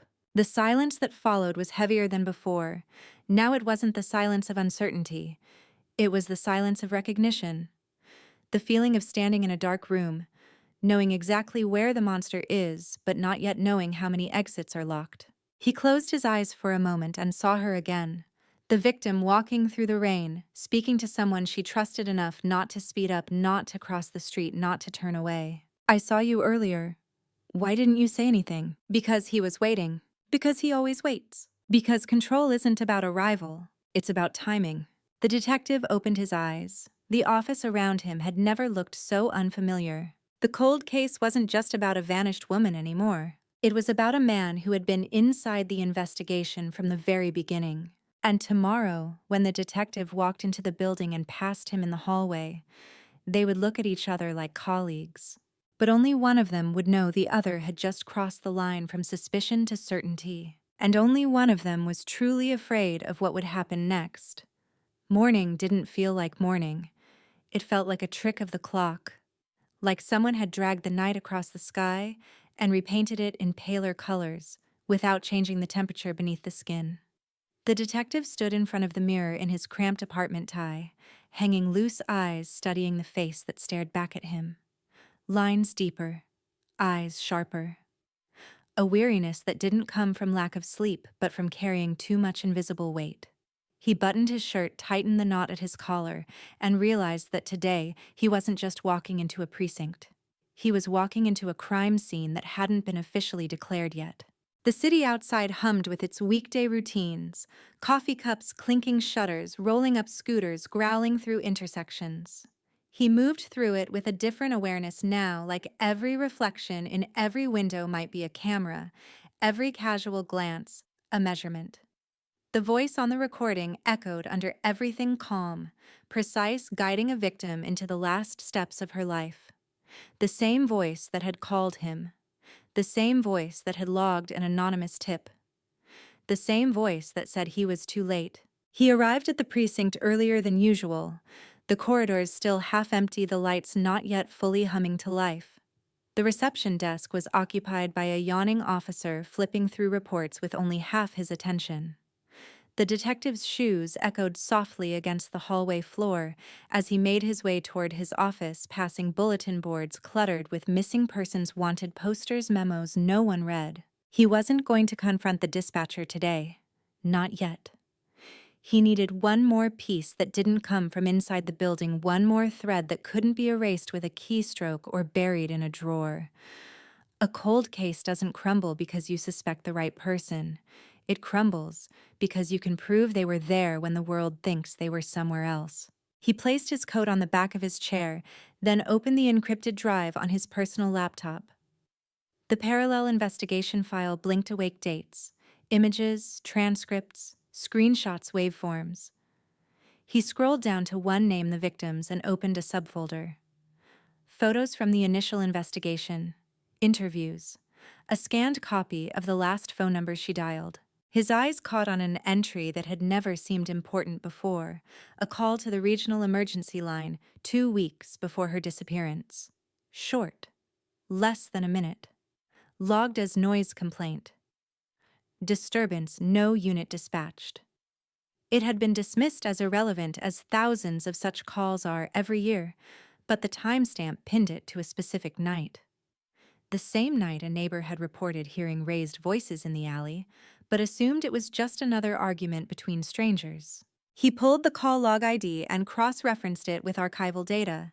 The system spat out the answer, handled by dispatcher J. Lemaire. The same name, the same person, the same voice. He felt something settle into place, not as a conclusion, but as a trajectory. If he'd handled her call once, he could have heard her voice, known her tone, known the sound of her fear when she described footsteps maybe, or someone watching, or a presence she couldn't see. He could have told her it was nothing, to go home, to relax. He could have soothed her with the same controlled tone that later guided her into the rain. The detective requested the archived recording. The file appeared. He put his headphones on and pressed play. Static. Then a shaky breath. Her voice recognizable even through distortion. Younger, less strained. "I think someone is following me. She said, words tumbling over each other. I know it sounds crazy, but he's there every night. I turn, he looks away. I stop, he stops. The dispatcher's voice came through smooth and trained, the same one that would one day say, "We'll talk when you get there." The same one that called to taunt the detective years later. "Okay, calm down," he said, the rhythm practiced. "What's your name?" She gave it. The detective flinched when he heard it, not because it was new, but because no one in the original file summary had mentioned how personal the exchange had been. "And where are you now?" "Rue Daguerre," she said, breath quickening. "Near the alley before my building." "And is he there now?" "Yes." "No, I don't know. He was at the corner." The dispatcher waited a beat too long. Not long enough to be negligent. Just long enough to listen. To study. "Do you see him clearly?" "No, he's further back near the bins. He's been there before." I told myself it was in my head. It's not in my head. The dispatcher exhaled softly, barely audible. "Has he approached you? Has he spoken to you? Has he followed you all the way home?" "No, but—" "Okay," he said, cutting, gently decisive. "It might be someone who lives nearby. Or someone waiting for someone else. At this point, I can't classify this as an immediate threat." There it was. The professional line, the shield. "Should I go somewhere?" She asked, voice small now. "Should I wait inside a shop?" A pause. "You said you're close to home." "Yes." "Then go home," he said. "Lock the door. If he speaks to you, follows you to the building, or tries to approach you, call us back immediately. We'll log this. You're not alone. But from what you've described, I don't hear imminent danger." The call ended with her half-whispered okay. No unit dispatched. No patrol. Just a voice, weighted with authority, telling her the threat she felt wasn't urgent enough to move the machine. The detective stopped the playback and slid the headphones off. This man hadn't just been inside the investigation. He had been inside her fear. Inside her last attempts to trust the system. He stood up, restless, pacing the narrow confines of the office. He didn't want to go upstairs and see the dispatcher now. Not yet, not with anger boiling close to the surface. He needed control more than he needed confrontation. If he moved too soon, suspicion would become noise instead of evidence. The man could vanish, disappear into early retirement, transfer, reassignment. Predators with badges don't always run. Sometimes they step sideways. He walked out of his office and headed somewhere no one could accuse him of overreacting for visiting the family. The drive to the outskirts of the city took him away from the dense heartbeat of central Paris and into quieter streets where the buildings were shorter, the air less crowded, the sidewalks lined with trees shedding tired leaves. The victim's parents had never moved. Some families run from the geography of loss. Others anchor themselves to it, like it's the last physical link they have. He parked and approached the modest building, its bricks darkened by age windows cluttered with potted plants and faded curtains. The walkway creaked beneath his shoes. He rang the bell. Her mother answered. Time had carved deeper lines into her face, hollowing her eyes but not softening them. They recognized each other without words.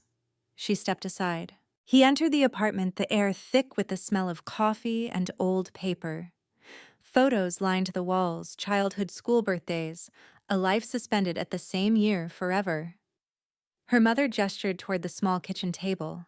"I heard they reopened it again," she said, voice steady but fragile in the edges. "They always say that when someone new looks at the file. You're new." "New to the case," he replied. "Not new to this feeling." She studied him for a moment, then nodded. "You've lost someone, too," she said, not as a question. He didn't answer. He didn't need to. He gently took a folder from his coat copies of select documents, not the whole weight of the investigation. He didn't show her clippings or maps. He showed her a single page, the log of that emergency call from 2 weeks before her daughter vanished. "Did she ever mention calling the emergency line?" he asked. Her mother's gaze sharpened at the page, then softened into pain. "Yes," she whispered. "She said she called one night, said she sounded crazy. She laughed about it. Said they told her she was fine, that she was being paranoid. She tried to make light of it so I wouldn't worry." "Did she say anything about the man on the phone?" he pressed. The mother frowned, searching memory like an old drawer. Only that he sounded calm, like he'd heard it all before. "She said he made me feel stupid for being scared." She swallowed. But then she said maybe that was a good sign. that if he didn't sound alarmed, maybe it really was nothing. The detective felt his jaw clench. Did she ever see anyone else from the police? Anyone who might have followed up? No one came, she said, shaking her head. No one called back. The only time we saw uniforms was after she went missing. He nodded, letting the stillness between them stretch weighted with 20 years of what if. Why are you asking me this now? She finally said, eyes searching his face. Did you find something? He considered lying, but lies had already done enough damage. Instead, he chose the narrow path between silence and cruelty. We found something new at the scene, he said. New to us. Not new to whoever was there. Someone has been revisiting the alley, watching, leaving things where only I would find them. Her eyes widened, horror and hope colliding. So he's still here, she whispered. I believe so, the detective said. And I believe he was part of the system meant to help her. The mother inhaled sharply, hand gripping the edge of the table. You mean she didn't finish the word police, hanging unspoken between them like a stain? I can't say more yet, he replied, not without risking the entire case. Tears welled but didn't fall. Do you know how many times I imagined someone in uniform telling her everything was fine and then turning away, she choked out. How many times I wondered if she trusted the wrong person because of a voice, because of a tone. He didn't answer because he knew the exact number now at least once. She stood up suddenly, moving toward a small cabinet. She opened the top drawer and pulled out a small worn notebook. This was hers, she said. She kept lists, thoughts, small things that scared her, small things she liked. I've never been able to throw it away. He accepted it carefully like it was evidence and bone at once. He flipped through the pages, grocery lists, song lyrics, sketches of random faces. Then a page near the back caught his eye. Train today, that man again. The one near the bins. Called emergency line. Guy told me to go home. Maybe I'm paranoid. Maybe he's right. Or maybe I'm walking toward the wrong kind of calm. The sentence trailed off in ink that had smudged slightly like it had been written too quickly, or with a trembling hand. Wrong kind of calm. The detective closed the notebook and looked up at the mother. Can I keep this? He asked quietly. She nodded, voice breaking. Just don't let it end the way it always ends. With you saying you did your best and him staying a shadow. He stood the notebook feeling heavier than any file he'd carried. I'm not interested in shadows anymore, he said. I'm interested in pulling someone into the light so bright he can't breathe. As he stepped back out into the hallway, closing the door behind him, he realized the cold case had shifted again. It was no longer just about connecting dots. It was about time running out a second time. The killer had shown his hand by resurfacing. People like that don't stop mid-game. They move toward an end they've rehearsed for years. He walked down the path toward his car, the wind lacing through bare branches above. Somewhere in the distance, a siren wailed indifferent. He opened the car door, slid into the driver's seat, and rested the notebook on the dashboard. The emergency call, the anonymous tip, the flash drive, the map, the apartment, the voice. All roads pointed back to one man sitting comfortably inside the precinct wearing a badge of trust. And the detective knew that the next move he made would decide whether this cold case finally shattered open, or whether it froze over him one last time. The notebook sat on the passenger seat like a second presence, its worn cover absorbing the light that leaked in through the windshield. The detective rested his hands on the steering wheel, not starting the engine yet, letting the weight of what he'd just heard settle somewhere that wouldn't paralyze him. The victim had done everything people are told to do when they're afraid, she called. She described she trusted the system to read the danger beneath her trembling words. And the same calm voice that had reassured her had guided her straight back into the dark. 20 years later, that same voice was still working under the same roof as the people sworn to protect her memory.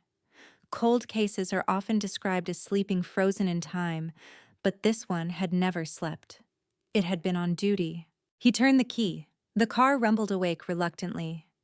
He drove back toward central Paris, the city unspooling around him in fragments of steel, glass, and stone. By now, he knew one thing for certain: if he moved inside official channels, the suspect would sense the change in current long before the net closed. People like that live in vibrations, in shifts of tone, in the way footsteps sound in a corridor when someone knows something. He needed a move that didn't sound like a move at all. Halfway to the precinct, he pulled into a quiet side street and parked beside a row of shuttered shops. He took out his phone and scrolled past all the internal numbers, all the familiar names, until he found one that belonged to neither an external forensic audio specialist semi-retired, used occasionally when the department wanted independent verification for court. A man with no stake in precinct politics who kept his distance from their chaos, who owed the detective one favor from an old case that had ended well. He called. The voice that answered was roughened by age and cigarettes. "I was wondering when you'd crawl out of the archives again," the man said. "I need a match," the detective replied. "Between two voices, old recordings, and I need it off the books. No report, just your answer." A pause, a click of the lighter. "You still chasing ghosts?" "Not this time," the detective said. "This one wears a badge." The silence shifted on the other end. "Bring me what you've got," the man replied. "Same place." He hung up, reversed out of the parking spot, and changed direction, heading toward a part of the city where the stain of officialdom faded into narrow streets and forgotten offices. The building he pulled up to was pale and peeling, wedged between a pawn shop and a locked pharmacy. Inside, the air smelled of dust solder and old electronics. The forensic expert sat behind a desk littered with headphones, outdated equipment, and coffee cups too stained to ever be clean again. The detective didn't waste words. He handed over the flash drive, the archive file ID, and a copy of the emergency call. The man listened, headphones on, face unreadable. The detective watched the light from the monitor flicker across his features, footsteps breathing her voice. His voice. The anonymous 2004 tip. The old man rewound. Looped, filtered, stripped away noise-isolated frequencies.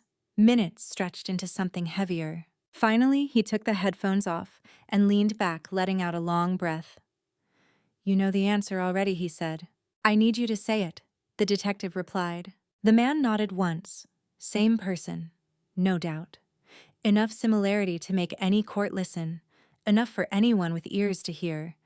The caller in 2004, the man walking with her in that recording, and the voice that left you this little present, he tapped the flash drive, are the same.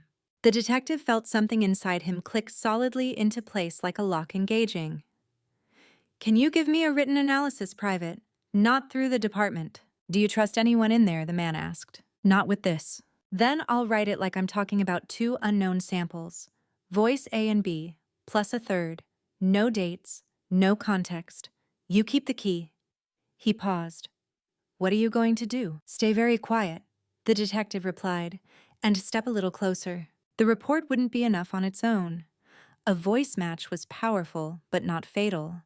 The suspect could claim coincidence, procedural necessity, being just a man who'd handled too many calls to remember. What the detective needed now was something dirtier, something physical, something that couldn't be explained away with policy. He drove back to the precinct in the gray wash of late afternoon, the building rising in front of him like a concrete confession that refused to speak. Inside the corridors were busier voices bouncing off the walls. He saw him at the end of the hall not as a threat, not as a monster, just as another man carrying a folder engaged in a casual conversation with a younger officer, laughing at something. The sound floated down the hallway, blending in, invisible. The dispatcher turned Supervisor Jay Lemaire. Their eyes met briefly. Professional nod. Nothing unusual. Nothing weighted. Just two colleagues passing each other on another long day. That was the danger. Evil that looks ordinary. Back in his office, the detective took out the basement map. He stared at the 3 X's again. They no longer looked like random marks on paper. They looked like a route rehearsed. A pattern of movement planned by someone who needed vantage points, who needed control over what could be seen and what couldn't. The 3rd X behind the anonymous apartment where the shadow had slipped away now looked less like a secret and more like a habit. He needed the link between map and man, between the anonymous apartment and the badge upstairs. That meant going back into the building records. The boring administrative skeleton that held every lease, every utility contract, every name that had ever been printed on a buzzer and then removed. He went down to record a room that always felt 10 degrees colder than the rest of the building. Rows of metal cabinets, boxes, dust. A clerk who barely looked up. The detective requested historical occupancy data for the address of the unnamed apartment. The clerk frowned, grumbled about time, but pulled the files anyway, stacking them on a long table. He worked through them slowly, methodically. Tenants cycled through.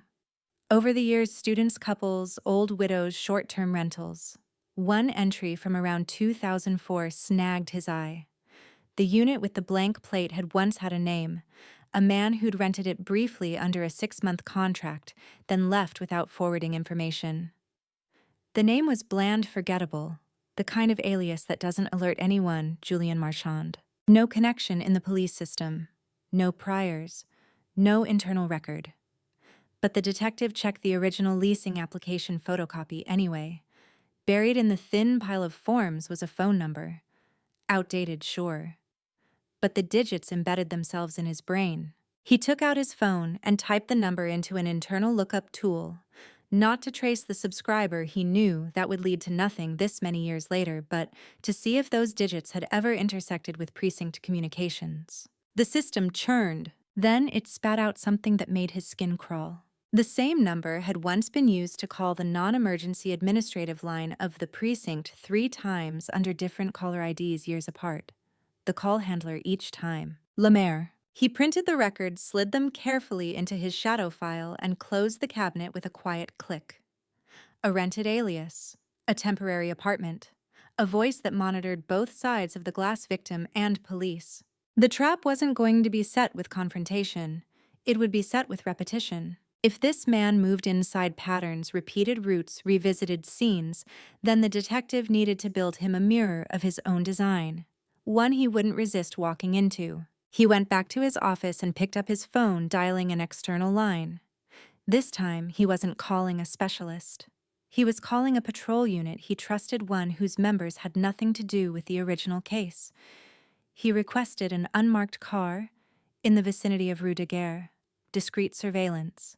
No lights. No uniforms. Just eyes.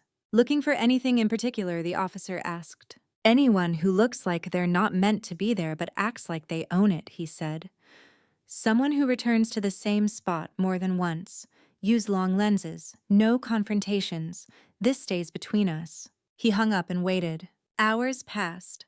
The sky dimmed, slipping from bruised blue to the kind of dark that belongs only to cities never fully black, always backlit by something buzzing. The update came just after 9. Sir, we've got a man, the patrol officer said over the phone, his voice low. Mid-50s, black coat, no umbrella. Has circled the alley entrance 3 times in the last 40 minutes. Stands at the corner, looks at the basement access, then turns away. We got photos. The detective's heart climbed up into his throat. Send them. The images arrived seconds later.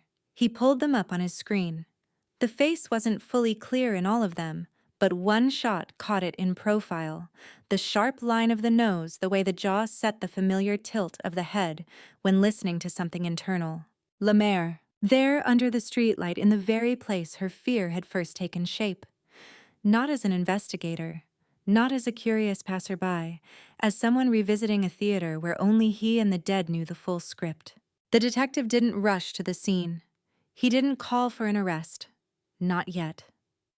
The urge was there, pounding, demanding immediate action, but someone who had survived inside a case this long didn't deserve the dignity of a messy, impulsive capture.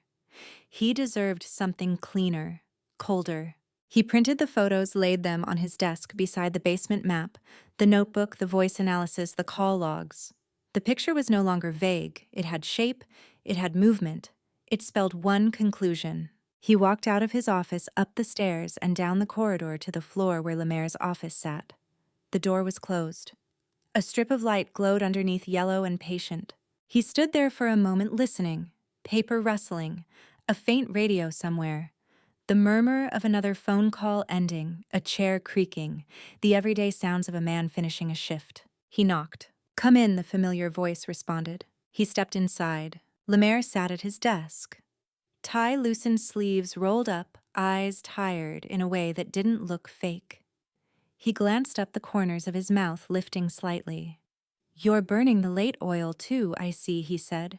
"Cold cases never let you leave them alone, huh?" The detective closed the door behind him, not aggressively, not quietly, just with the measured finality of someone drawing a line. He didn't sit. "Some of them don't," he replied. "Some insist on staying right here in the building." Lemaire tilted his head, curious. "Sounds personal," he said. "What did you find?" The detective stepped closer. Placing a single printed photo on the desk, the image of Lemaire standing at the edge of Rue Daguerre under that lonely streetlight, staring at the alley like it was a mirror. For a split second, the other man's face didn't move. Then his eyes narrowed, the practiced calm in them flickering. "You've been busy," Lemaire said softly. The detective held his gaze, voice low, almost gentle. "So have you." The room seemed to contract around them, walls closing in air, thickening as if the building itself was finally realizing that one of its veins ran poison. Lemaire leaned back slowly in his chair, fingers interlacing, mouth curling into something that wasn't quite a smile. So he said, the same voice that had guided a woman through fear and a city through lies. "I guess we should finally talk, now that you're here." And in that moment, with fluorescent light buzzing above and 20 years of silence sitting between them like a third person, the cold case shifted one last time, not as a mystery, but as a confrontation long overdue. For a long moment, neither of them moved. The photo lay between them on the desk like a piece of evidence placed on an altar, Rue Daguerre frozen under yellow light with one solitary figure staring into the dark.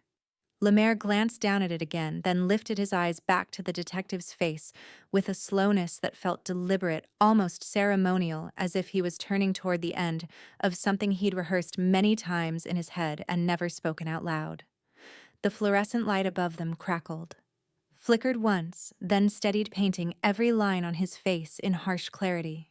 "You shouldn't have gone to the alley," the detective said quietly, his voice low, controlled, the way one handles a live wire. "Not again. Not after all this time." Lemaire didn't look away. "You think that's what this is?" he asked. "A mistaken route selection?" He leaned back a little further in his chair, fingers interlaced over his chest, studying the detective like he was the one under examination. "You've been tracing my footsteps," he went on. "Basement doors, old apartments, cameras, audio archives. I wasn't sure how long it would take you to connect them. Turns out you're faster than the first team. Congratulations." The detective didn't rise to the bait. "You left things for me," he said. "A map, a photograph, a flash drive. You wanted me to follow you." Lemaire's mouth flickered into something close to amusement. "You talk like you had a choice," he replied. "Cold cases don't reopen. They call. They drag." He gestured lazily at the photo. "You weren't the first to try, but you are the first to understand where to look." The detective stepped closer to the desk, close enough to see the faint tremor in Lemaire's hands despite his composure. "You were on her first call," he said, 2 weeks before she vanished. You heard the fear in her voice and filed it as no imminent threat. You told her to go home. And when she did, you followed her into the rain. Silence settled thick as dust.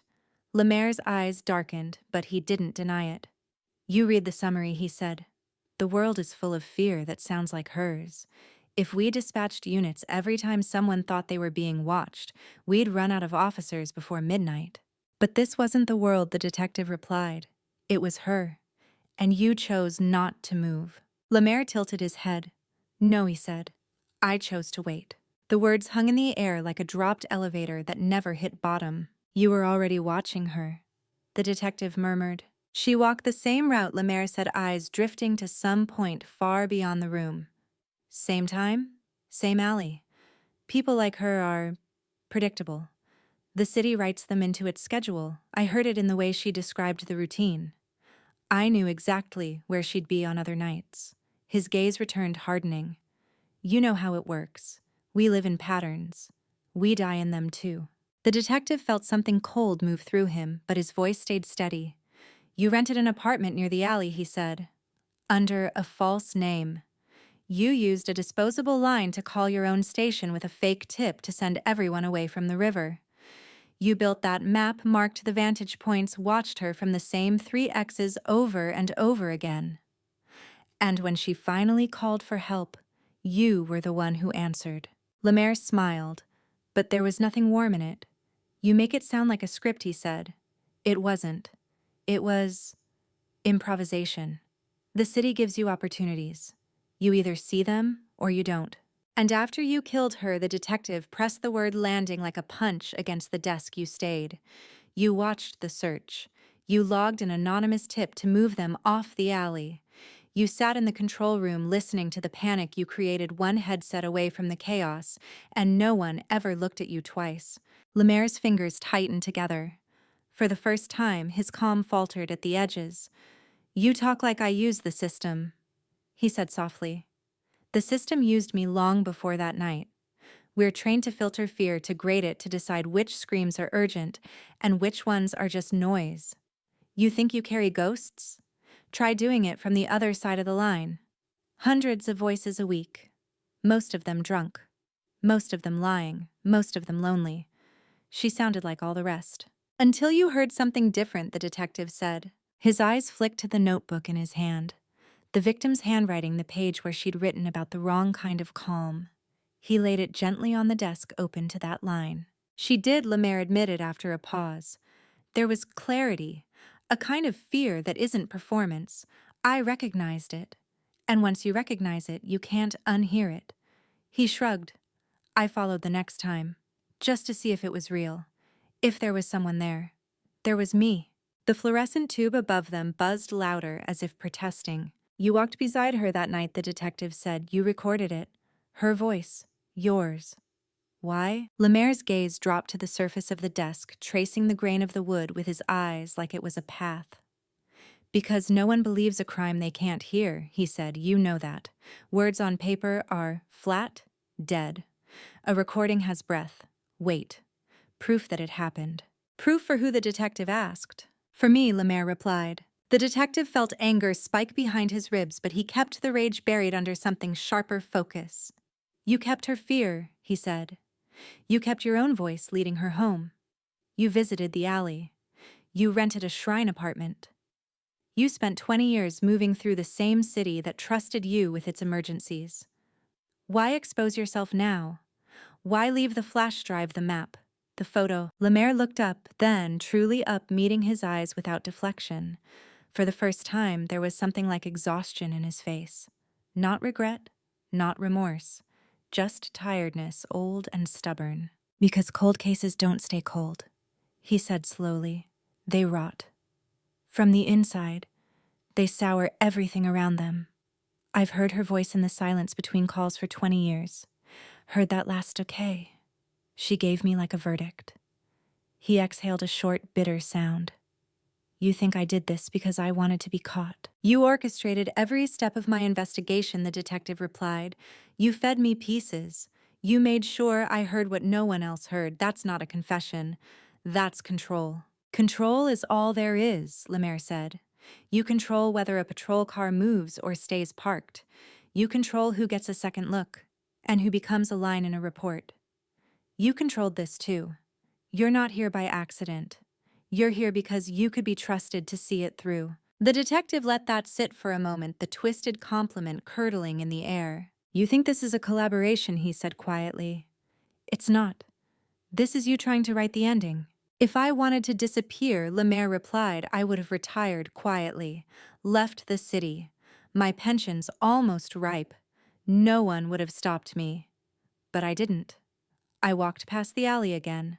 I moved the camera. I called you. I stood exactly where you needed me to be for that patrol car lens.